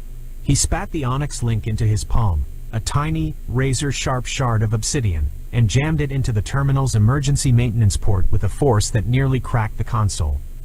Alarm! Unauthorized data mirror detected. Sector 84 compromised. Enforcement teams deployed. The terminal shrieked, the sterile blue lights of the archive turning a predatory, pulsing crimson. The high-pitched siren wailed, a sound designed to induce panic and disorientation. Kalen didn't wait. He activated the Midnight Sun protocol. Through his wrist comm, he signaled the spider bot latched to the data trunk 2 miles away in the ventilation vents. The bot shorted its internal fusion cell, creating a massive electromagnetic pulse that tore through the archive's local firewalls from the inside out. The mirroring began. The Aegis file wasn't just being copied, it was being broadcasted on the Guild's own emergency disaster frequencies, the only channels the High Ministry couldn't legally block without shutting down the entire sector's life support and air circulation. Security to Terminal 84. Lethal force authorized. Scrub Tech 9 Alpha is a ghost. Director Thorne, the man who oversaw the clean room, roared as he burst into Sila's workspace. Sila, lock down Node 84. Use the competency filter, override now. Kill his terminal, fry his neural shunts if he has them. Sila looked at Thorne, then at the terminal. Her fingers moved with a speed she'd never used before, her hands shaking but her purpose clear. She wasn't locking Kalen out. She began a lateral encryption shift, creating a digital tunnel that protected Kalen's mirror stream from the Guild's automated countermeasures. She was effectively acting as his digital shield, parrying the system's attempts to sever the link. I can't lock it, Director. Sila lied, her voice filled with feigned, panicked desperation, her eyes wide with manufactured fear. The 9 Alpha terminal has slaved the core. It's running a shadow salt feedback loop. If I cut the power, the whole archive goes into a thermal cascade. We'll lose the entire year's records. Then pull the physical core. Thorne yelled, his face purple with rage as he ran toward the server banks with a magnetic disruptor. Sila blocked his path, her eyes wild, her heart pounding. If you disrupt the core during a pulse mirror, the magnetic backlash will fry the neural shunts of every shell in the building. You'll kill thousands of workers. The Guild will have to pay out more in death benefits than the mineral reclaim is worth. Move, Sila. That's a corporate expense, not a concern. Thorne shoved her aside, but the delay was enough. The mirror was already at 85%. The archive's heavy alloy doors hissed open with a blast of pressurized air. Commander Vane of the Eraser Squad stepped through the vapor, his amber thermal optics glowing like coals in the red emergency lighting. He held a high-frequency pulse rifle, the barrel humming as it charged to lethal levels. Behind him, 4 shells in tactical gear moved with mechanical precision, their rifles raised. Voss, Vane said, his voice a distorted rasp through his helmet's vocalizer. You're a long way from the mud, Ghost. You think mirroring that file changes anything? The Guild is the record. We write the truth. And right now, the truth is that you're about to suffer a fatal atmospheric malfunction. Nobody is going to read your little story. History is written by the survivors, and you're not on the list. Kalen dove behind an iridium data stack just as a blue streak of ionized energy vaporized the terminal he'd been sitting at. The heat was intense, the smell of melting silicon and ozone filling the room. The problem with writing the truth, Vane, is that eventually, someone learns how to read the margins. And I've been reading yours for years. You're not an author, you're just a glorified shredder. Kalen pulled his legacy kinetic sidearm from his toolkit, a heavy, archaic piece of iron with no electronics and no energy signatures for Vane's sensors to track. He fired 2 rounds into the overhead fire suppression tanks. A deluge of liquid nitrogen and retardant foam exploded into the room, creating a localized whiteout that blinded Vane's advanced optics and created a freezing, slippery chaos. I can see your heat signature, Voss. You're glowing like a sun in this cold. There is no escape, Vane roared, firing blindly into the fog. The pulse fire melted the data crystals into glowing violet slag, the energy release cracking the obsidian floor. But Kalen had already deployed the multi-phase ghost loom, a cluster of tiny projectors that flickered to life in the mist. 3 holographic versions of Kalen Voss suddenly sprinted through the foam in divergent directions, their thermal signatures perfectly tuned to mimic a panicked human. Vane and his enforcers opened fire on the decoys, their high-frequency rifles shredding the holographic phantoms with bursts of blue light. While the hunters focused on the phantoms, the real Kalen crawled through the maintenance floor plates, his back inches from the vibrating alloy as he moved toward the exit. He reached the primary elevator bank, but he didn't call the car. He knew the Guild would have already locked the gravity brakes on all civilian floors. He used a magnetic pry bar to force the doors open, revealing the obsidian-lined shaft. He looked up. 2 miles of vertical abyss stood between him and the master relay spire. He fired his grappling winch, the carbon fiber line singing as it hooked onto a service rail high above. He's in the shaft. Climb teams, intercept, secure the spire, an enforcer yelled from the archive doors. Kalen engaged the motorized winch, feeling the brutal G-force as he was yanked upward into the darkness. Below him, the enforcers fired upward, their pulse streaks illuminating the shaft like lightning. Kalen reached into his pocket and dropped a localized EMP seed. As the device fell, it detonated halfway down, shorting out the maglev rails of a descending elevator car filled with backup enforcers. The 3-ton car plummeted, crushing the primary pursuit squad at the base of the shaft in a violent explosion of sparks, screaming metal, and collapsing obsidian. Kalen reached the master relay spire at the very pinnacle of the Needle of the Gods. The wind here was a screaming, freezing gale that threatened to rip the skin from his face and pull him off the narrow maintenance platform. He scrambled onto the relay deck, his fingers numb and bleeding, his tactical gear shredded by his ascent. Below him, the central sector was a sea of light and shadow. The mirroring was complete.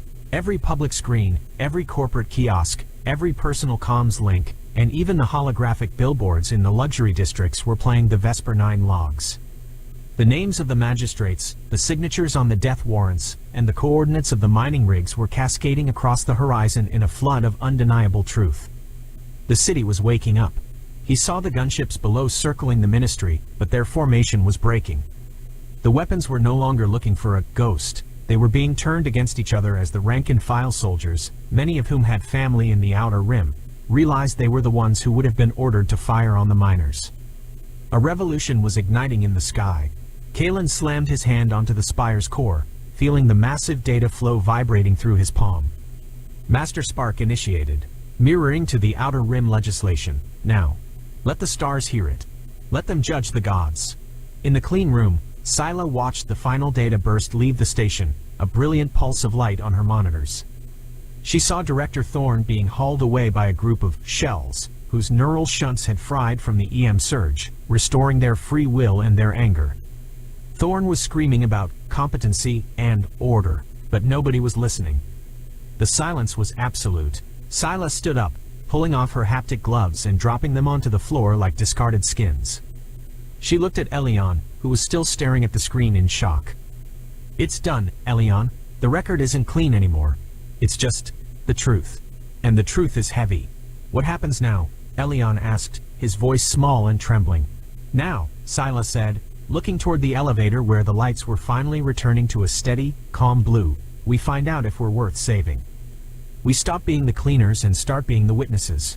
The hum of the clean room was shattered not by an explosion, but by the heavy, rhythmic thud of maglock boots. Scylla stood motionless, her bare hands feeling the raw, unfiltered air of the room for the first time in years. Beside her, Elion was a statue of terror, his eyes glued to the monitors where the Aegis file continued to loop across the sector's emergency frequencies. The steady, calm blue light of the elevator bank suddenly flickered, strobing into a jagged, aggressive amber. The Special Police, the Guild's personal Praetorian Guard, had arrived to sanitize the witnesses. "Elion, get behind the primary server bank," Scylla commanded, her voice losing its tremor and hardening into the tone of a woman who had just seen the end of the world and decided she didn't mind. "If they breach the door, they'll aim for the consoles first. They need to stop the broadcast before they kill us." The heavy reinforced doors hissed open, but it wasn't the Special Police who stepped through first. It was a squad of station security, the regular blue coats, who lived in the same barracks as Kalen and Rook. They looked disoriented, their rifles lowered. Behind them, through the translucent hallway, the silhouette of the Special Police was visible, moving like a wall of obsidian, their heavy shields reflecting the red emergency strobes.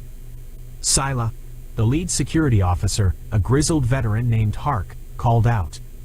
His voice was cracked with disbelief. "That broadcast, my brother is on VESPER-9. He's a foreman in the residential block. Is that log real? Did the magistrate really sign that thinning order?" Scylla stepped forward, her shadow stretching long across the floor. "He signed it yesterday, Hark. If we don't hold this room, if we let the Special Police shut down that relay, your brother will be bio-clutter by the next lunar cycle. You're not security anymore. You're the only thing standing between your family and a corporate eraser." Hark looked at the hall, then back at Scylla. He saw the truth in her eyes, the weight of 15 years of lies finally being cast off. He turned to his squad, his face hardening. "Seal the doors. We're not protecting the archive. We're protecting the broadcast." The climax of the Needle's fall began in that narrow corridor. The Special Police, led by a ruthless tactical officer named Captain Drax, deployed Screamer grenades that sent high-frequency waves through the air, designed to liquefy the inner ears of anyone not wearing Guild-issued dampeners. The Bluecoats buckled, blood leaking from their ears, but they didn't retreat. They had seen the faces of their families on the screens. In the midst of the chaos, Kalen Voss appeared from the ceiling vents, dropping like a shadow into the clean room. He was covered in soot and obsidian dust, his legacy sidearm still hot in his hand. He didn't look at the battle in the hall. He looked at Sila. "I need a physical override," Kalen grunted, his lungs burning from the ascent.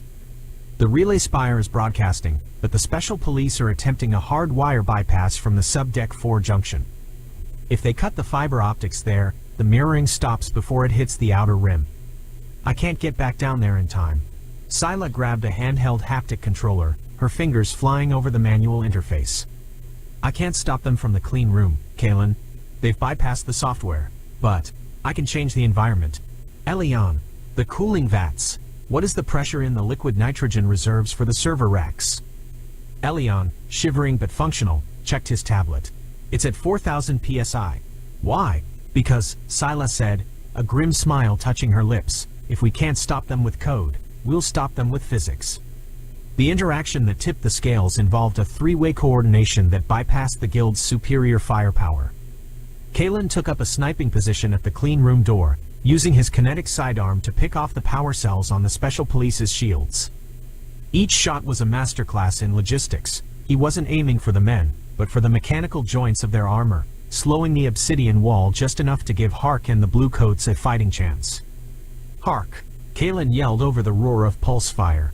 "Fall back to the secondary bulkhead. Draw them onto the floor grates." Hark understood. He ordered his men to retreat, making it look like the security line was breaking. Captain Drax and his Special Police surged forward, their heavy boots clanking on the metal grates that sat directly above the archive's massive liquid nitrogen cooling vats. They were 50 feet from the clean room, their weapons leveled for a final execution. "Now, Sila," Kalen roared. Sila didn't use a weapon. She used the archive's maintenance protocol. With a single, forceful keystroke, she triggered an emergency thermal purge. The valves beneath the floor grates didn't just open, they exploded. A wall of super-chilled liquid nitrogen erupted from beneath the Special Police. It wasn't a slow leak, it was a high-pressure geyser. The liquid hit the heated obsidian armor of the Special Police and the air-conditioned atmosphere of the hallway, creating an instantaneous thermal shock. In less than a second, the obsidian plating of the Guild's elite guards didn't just freeze, it shattered like glass. Their heavy shields, made of reinforced composite, cracked into thousands of jagged shards. The Special Police were frozen in place, their advanced armor becoming their own tombs as the joints locked and the metal contracted with a violent screech. Captain Drax tried to raise his rifle, but the barrel simply snapped off in his frozen hand. The clever resolve wasn't just the nitrogen, it was the mirroring of the command net. While the Special Police were immobilized, Sila routed the audio of their defeat, the sound of Drax's panic and the shattering of their invincible gear, directly into the helmets of every other Guild unit on the station. She showed them that the gods were made of brittle clay. "The broadcast is secure," Sila whispered, her breath hitching as she watched the data stream hit 100% saturation. "The outer rim has the logs. The Judgment archives have the signatures." The battle in the hall ceased as the remaining Guild enforcers realized the war was already over. They weren't fighting for a record anymore, they were fighting for a ghost. One by one, they lowered their weapons, looking at the screens that still flickered with the truth of VESPER-9. Kalen stepped into the hall, passing the frozen statues of the Special Police. He reached Hark, who was leaning against a wall, his ears still ringing but a look of profound relief on his face. Kalen handed the grizzled officer his legacy sidearm. "The station is yours, Hark," Kalen said. "The people are going to have a lot of questions. You should be the one to answer them." Kalen returned to the clean room. Sila was still standing by her console, her hands resting on the cold metal. The room was silent now, the clinical hum replaced by the distant sound of the city below. a sound of thousands of voices rising in a single, unified roar of reclamation. "You saved them," Kalen said, standing beside her. "The physical override was clever, but the digital shield you built for me, that's what finished it." Scylla looked at her bare hands, now stained with the grime of the battle. "I spent 15 years erasing the truth, Kalen. I think I finally balanced the ledger. What happens to us now? We're the most wanted people in the galaxy." "No," Kalen said, looking toward the window where the purple aurora of the data burst was still fading into a clear, blue morning. "We're the only people who know where the rest of the bodies are buried. The guild left a lot of dirt in the sublevels. I think it's time we finished the cleaning. Properly this time. The record is mirrored. The truth is preserved. The void is silent. Finality. Absolute. Total. Reclamation. Done."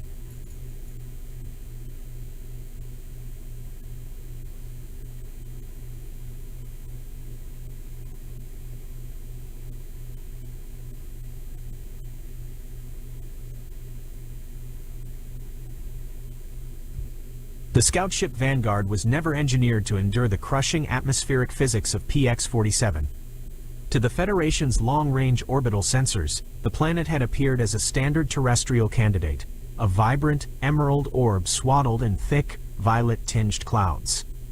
But as the 30-meter vessel pierced the upper thermosphere, the crew realized that the fundamental laws of gravity, fluid dynamics, and scale were being rewritten in a language of pure, terrifying violence. The air was not a gas. It was a dense, viscous medium that fought the hull with the resistance of deep-sea water, dragging at the titanium skin with a physical, hungry weight. Every stabilizer on the ship shrieked in mechanical protest, a high-pitched metallic wail that vibrated through the floorboards and into the marrow of the crew's bones. The drag coefficient reached numbers that defied the ship's onboard logic, causing the navigation computers to cycle through error messages in a frantic strobe of crimson light. Atmospheric density is spiking. It's at 400% and climbing. Malik's voice was a jagged spike of adrenaline over the internal comms, his fingers dancing across the navigation console to compensate for the drag. "Captain, the sensors are screaming. They're detecting liquid spheres in the upper atmosphere. Not rain, massive, wobbling globes of water the size of starship hangars, suspended in the air like heavy, liquid mountains."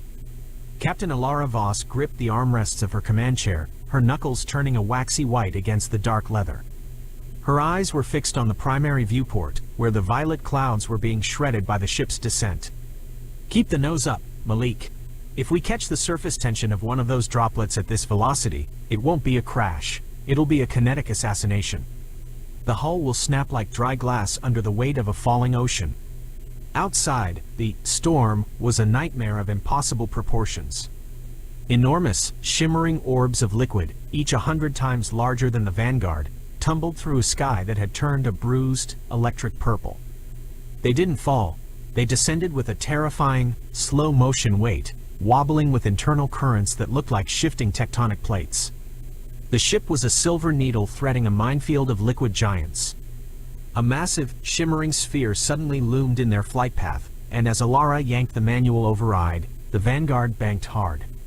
The port wingtip grazed the liquid skin of the orb, and the ship was nearly swallowed by a cohesive force so strong it felt like the hand of a ghost pulling them into the abyss. A fine, cloying mist coated the titanium skin, instantly freezing into a slick, heavy layer that threw the stabilizers into a mechanical seizure. The ship groaned, a deep, guttural sound of metal reaching its breaking point. Then, the sky ignited. It wasn't a standard electrical discharge. A pillar of white fire, nearly a quarter-mile in diameter, slammed into the landscape miles away with a brilliance that turned the cockpit into a bleached white void. The sound wasn't a crack of thunder, it was a tectonic roar, a low-frequency displacement of the entire atmosphere that sent the Vanguard into a terminal, uncontrolled spin. "We're caught in the shockwave," Calder shouted over the groaning of the airframe, his hands straining against the secondary flight controls. "The engines are stalling. The air is too rich, too heavy. It's flooding the intakes with a thick, nitrogen-heavy sludge." The ship plummeted. Below them, the forest rushed up to meet them. It wasn't a forest of wood and leaf. It was a dense, vibrating jungle of emerald pillars. Each trunk was hundreds of feet tall, smooth and waxy, swaying with an elastic strength that defied the ship's kinetic energy. The Vanguard sheared through the top of a pillar, the green stalk bending like a massive spring before whipping back and launching the ship toward a second stalk. The vessel skipped off the vegetation like a stone across a pond, finally plowing into the ground with a series of rhythmic, bone-jarring thuds. It skipped across jagged, translucent boulders, each the size of a municipal building, before sliding into a deep, shaded canyon of silica sand. Silence followed, thick and heavy, broken only by the ticking of cooling metal and the hiss of escaping steam. The air inside the cockpit smelled of ozone and the cloying, sweet scent of crushed, mineral-rich vegetation. Alara unbuckled her restraints, her boots clanging on the deck plating, which now sat at a steep, 15-degree angle. "Sound off," she rasped, wiping a smear of blood from her jaw. "Vitals are steady," Tara reported from the medbay, her voice shaky but clear. "But ARA, the exterior sensors are reading the ground as 90% crystalline silica. These aren't rocks. They're jagged, transparent shards of quartz, but scaled to the size of house-sized boulders. It's like we landed in a mountain range made of broken glass. The gravity is consistent, but the air pressure, it's like being at the bottom of a planetary trench."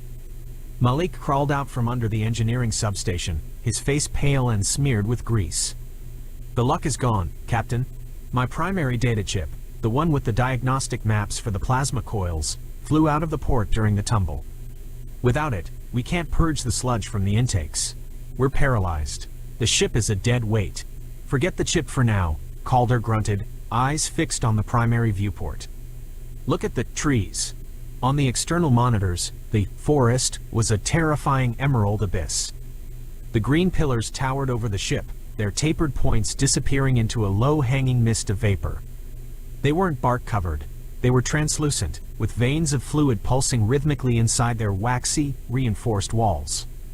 The canyon they had landed in was formed by two massive sand boulders that leaned against one another like tectonic plates. Every biological scan returned a profile that was utterly alien. The leaves were broad, serrated blades of grass, each one thicker than the ship's hull and capable of reflecting the dim, violet light of the sky like a mirror. The sheer scale was suffocating.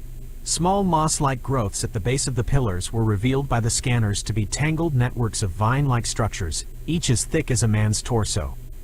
"Biological analysis is impossible," Lena, the biologist, whispered, her eyes wide as she scrolled through the data. "These aren't trees. They're monocots, simple cellular structures, yet scaled to a size that breaks every law of biological square-cube theory. The ground is a silica desert, and these stalks are reinforced with mineral deposits. It's a mineral-based biology on a gargantuan scale.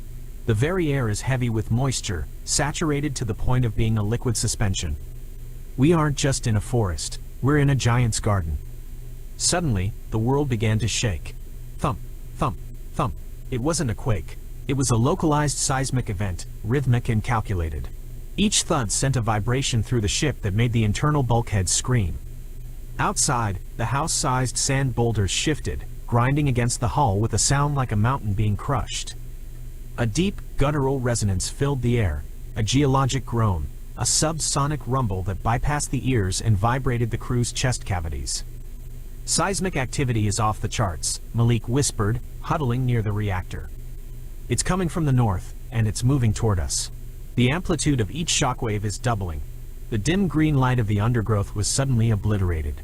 A white sun erupted in the sky above the canopy, a focused, artificial beam of light so intense it rendered the green pillars translucent, revealing the pulsing, sap-filled veins within. The beam swept back and forth across the canyon floor, a searchlight of cosmic proportions that turned the shadows into pits of obsidian. The heat from the light hit the hull, making the metal pop and expand with sharp, alarming cracks. To the crew, it felt as though they were being examined under a microscope by a power that existed on a different plane of physics. "It's an atmospheric anomaly," Alara stated, though her voice lacked conviction. "Some kind of focused solar flare or natural luminescence from the upper layers. We need to focus on survival. Malik, what do we need to get the coils back online?"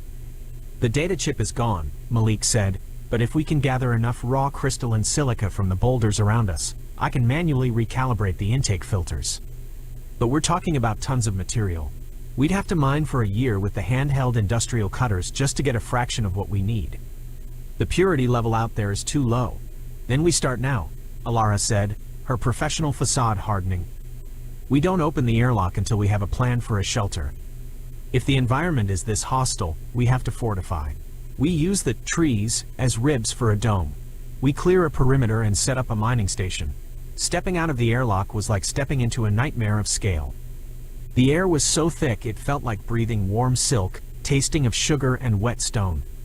The sand boulders were treacherous, slick with the cloying, sweet scent of sap, the sticky liquid oozing from the stalks they had crushed during the landing.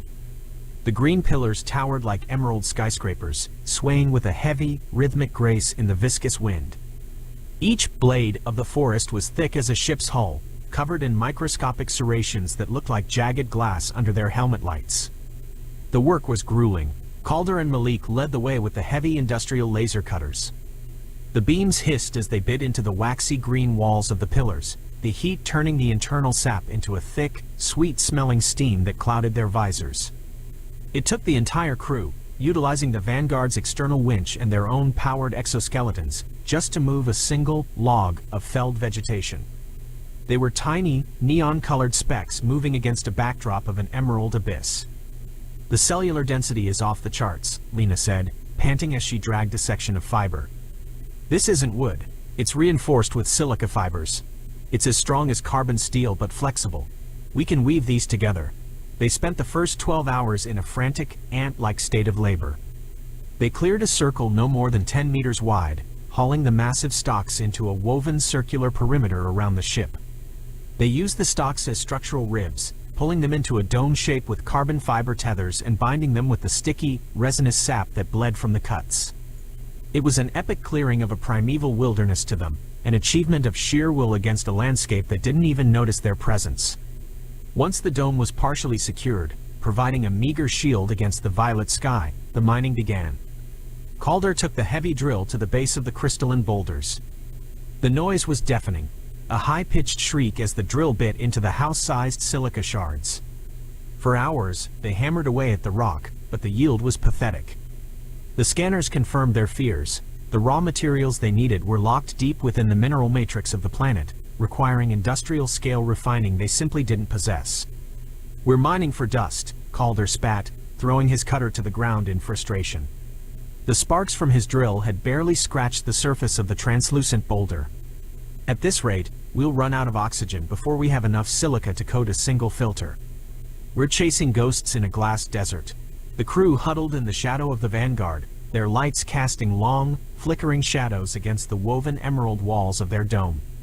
The silence of the canyon was deceptive, punctuated by the distant, wet rustling of the giant grass blades.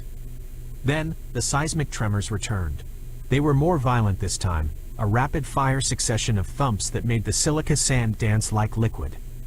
A massive, dark silhouette suddenly eclipsed the entire sky, plunging the clearing into a darkness deeper than night. A tremendous shockwave slammed into the clearing the moment the silhouette touched down, the force of the displacement hurling the crew against the ship's hull. A beetle-like predator, an iridescent nightmare the size of a heavy tank that had been stalking the perimeter of their dome, was caught in the path of the descent. It was instantly launched into the dark forest of stalks by the sheer rush of air, disappearing with a wet, crunching thud. The crew lay on the ground, gasping as the air pressure stabilized.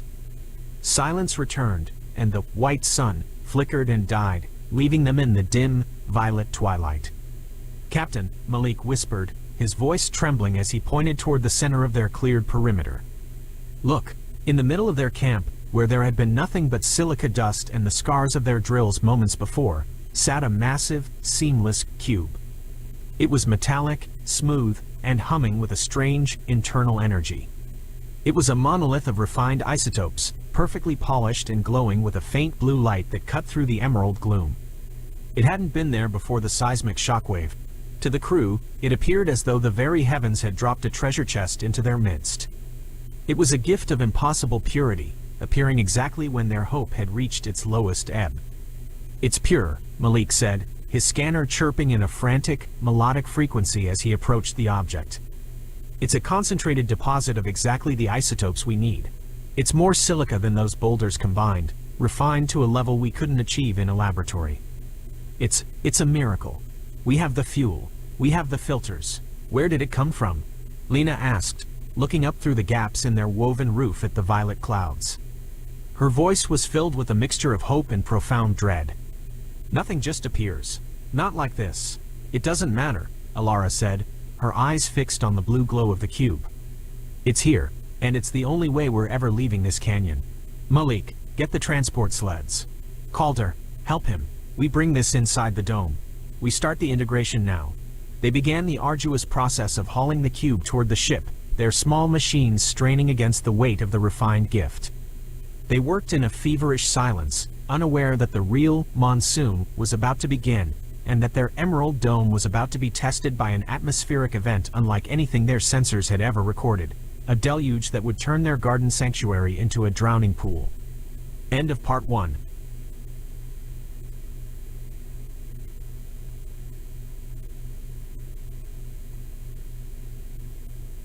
Part 2. The Horizon Shift. The transition between the light cycles on PX-47 was not a gradual fading of the sun, but a mechanical shifting of the universe's foundations.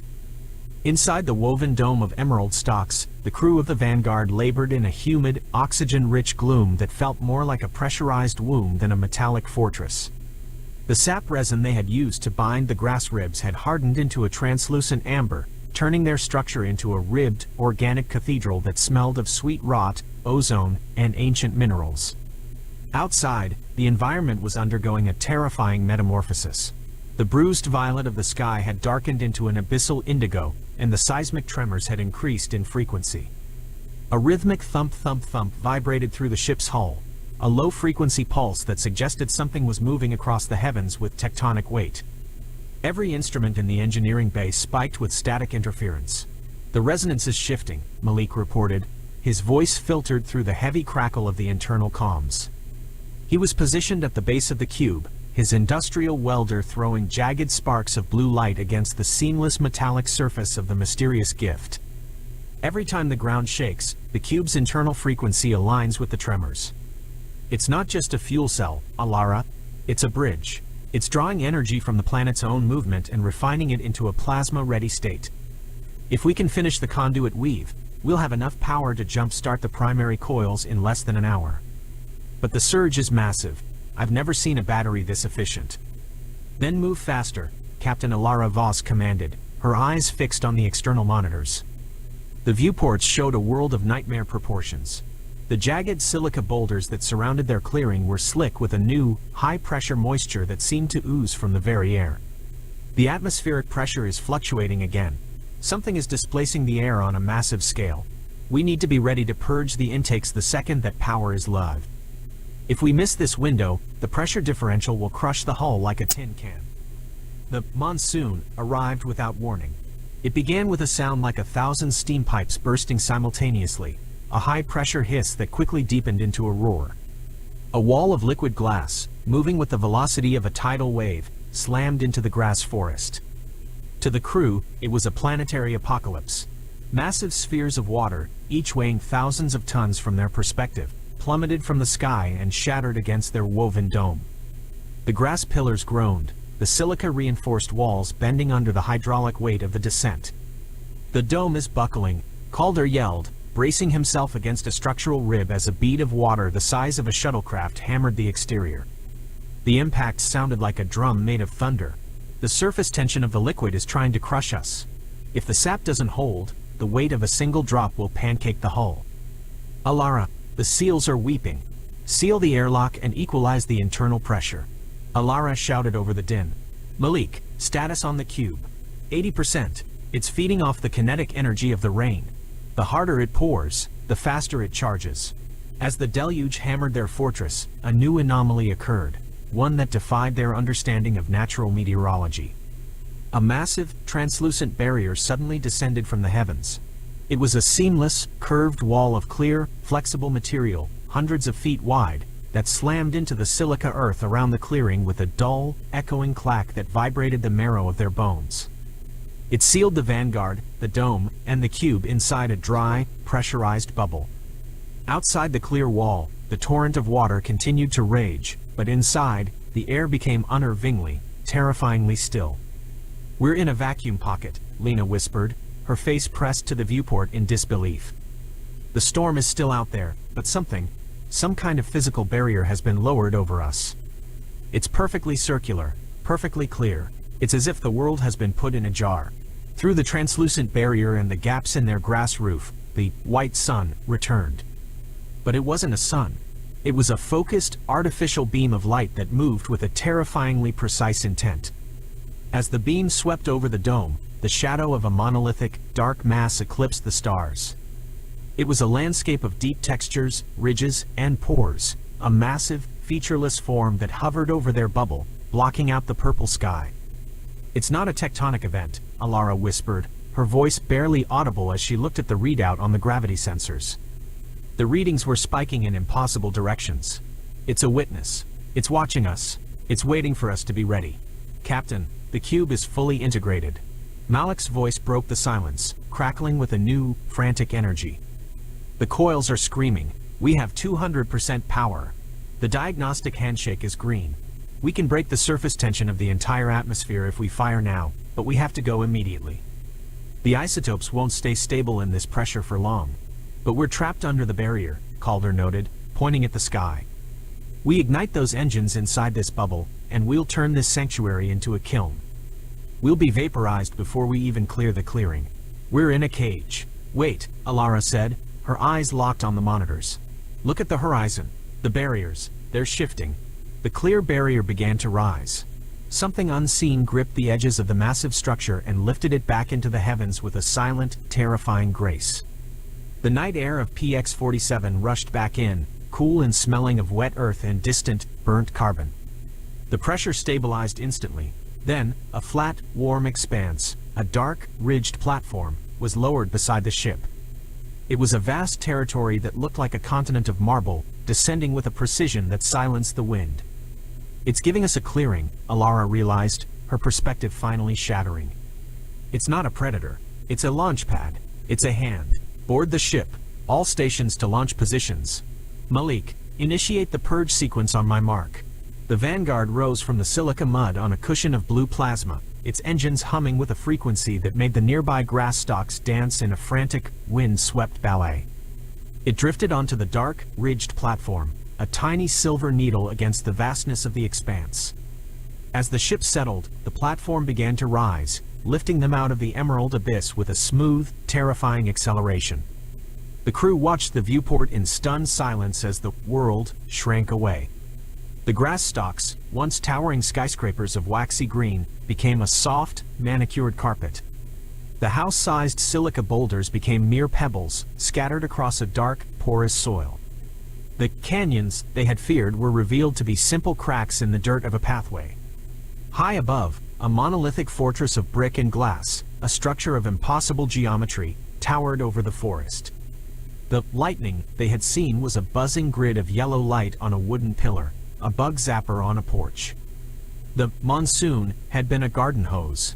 The platform stopped, and for the first time, the crew saw the source of the seismic tremors and the white sun. They were level with a face, a young man, his features a landscape of skin and fine hair, his eyes like vast, amber suns filled with a quiet, knowing curiosity. He was the giant, the architect of their survival. He didn't speak. He simply looked at the tiny silver speck in his hand with a smile that spanned their entire horizon. He raised his other hand. It was a continent of flesh moving through the air with a grace that defied its mass. He didn't reach for them. He performed a slow, rhythmic wave of his fingers, a farewell greeting that spanned miles of their perspective. "He knows," Lena whispered, tears blurring her vision as she stared into an eye the size of a nebula. "He knew we were there the whole time. He wasn't hunting us. He was gardening. He was helping us find our way back." "Fire engines," Alara commanded, her voice thick with a mixture of terror and awe. The Vanguard shot upward, a silver streak of light that pierced the night sky of PX-47. As they accelerated, fueled by the isotopes of the cube, the planet revealed its true identity.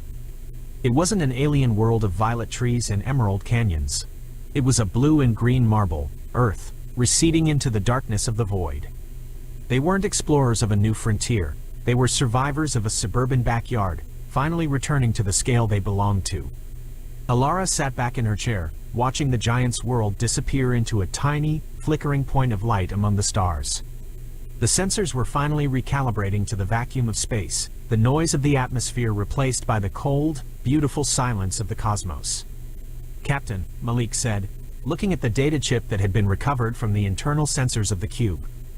"The materials he gave us, the cube, it's not just fuel. It's refined for interstellar travel. The isotopes are more advanced than anything in the Federation's database. He didn't just save us. He upgraded us. He gave us the stars." "No, Malik," Alara said, watching the empty space where the giant had been. "He was just a neighbor, and we were just passing through his lawn. We were a broken toy he decided to fix." The Vanguard turned its nose toward the deep black, leaving behind the forest of stalks and the man who had waved goodbye to the smallest explorers in the galaxy. They weren't just survivors, they were the only ones who knew that in the right light, a single backyard could be an entire universe, and a god could be found in the simple act of lifting a plastic tub to let the travelers go home. As the ship jumped into warp, fueled by the giant's gift, the last thing they saw on the long-range scanners was a massive, waving silhouette against a backdrop of porch lights and summer crickets, a guardian of the small, standing at the edge of the infinite.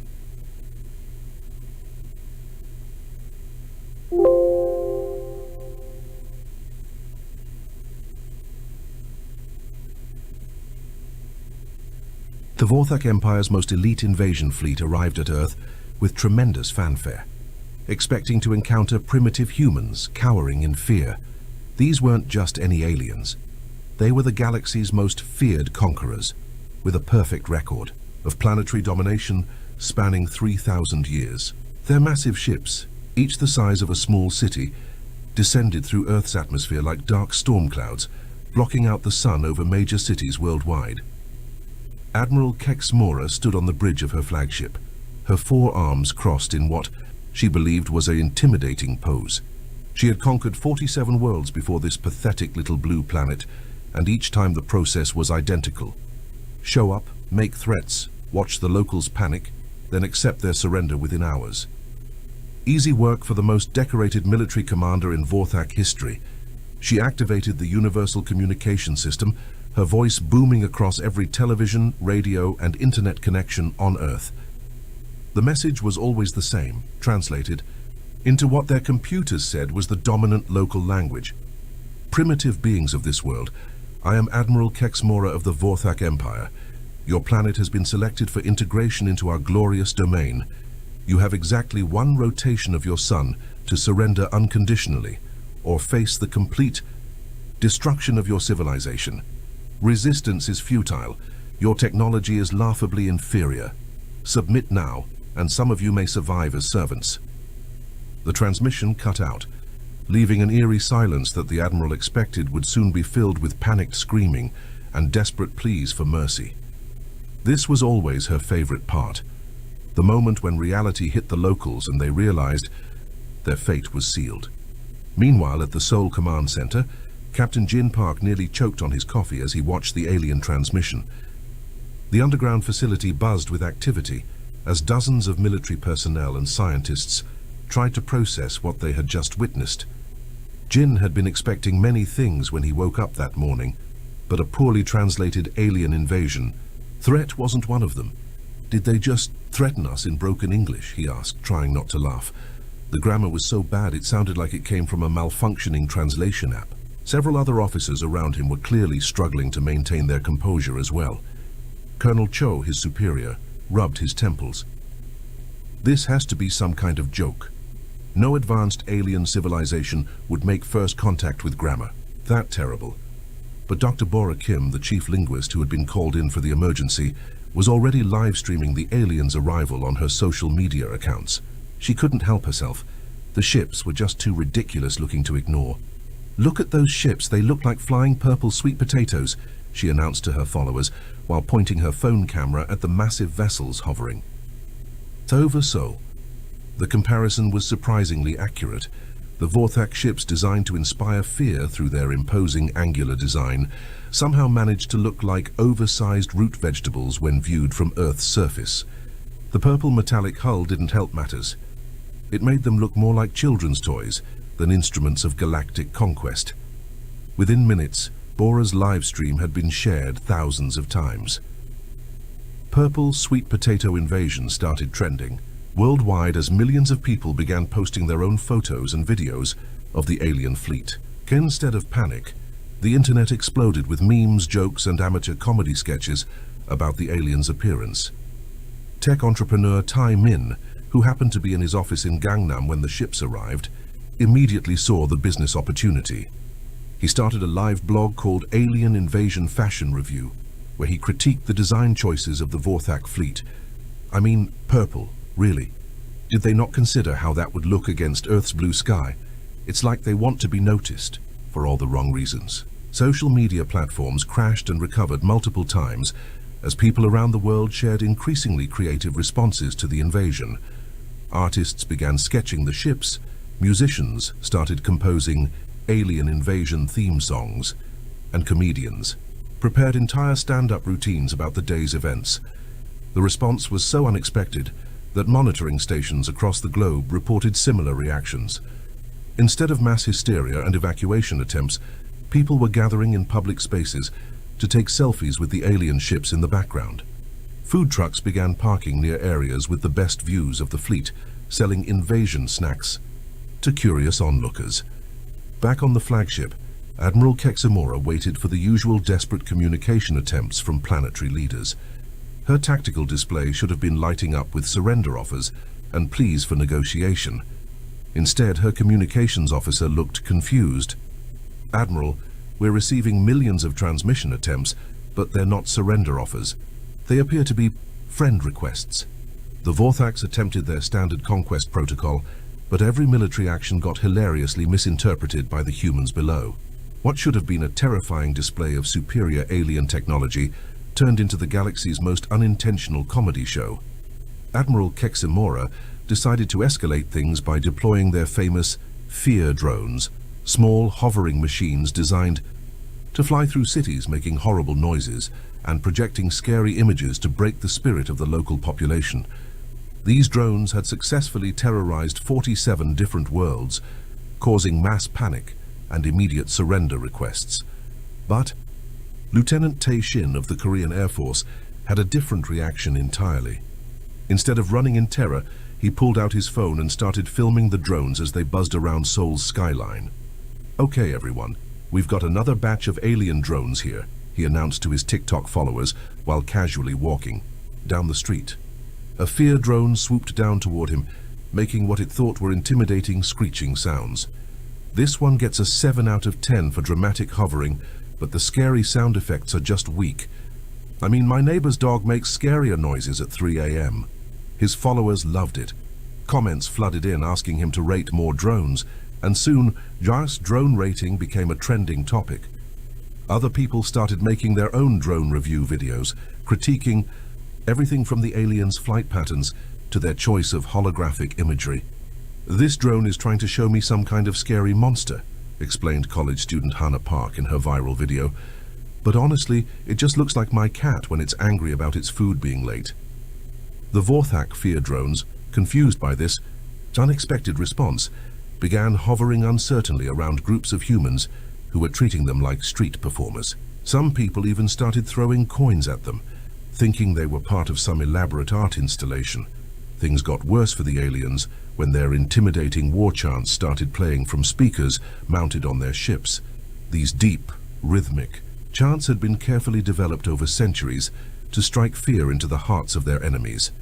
They were supposed to sound like the voices of doom itself, but producer Hwan Lee, who ran a small music studio in Hongdae, heard something completely different. Wait, he said to his assistant while listening to a recording of the chants. "This has a really good beat, like really good. This could be the hottest track of the year." Within 24 hours, Hwan had sampled the alien chants and turned them into a catchy K-pop song called Galactic Love.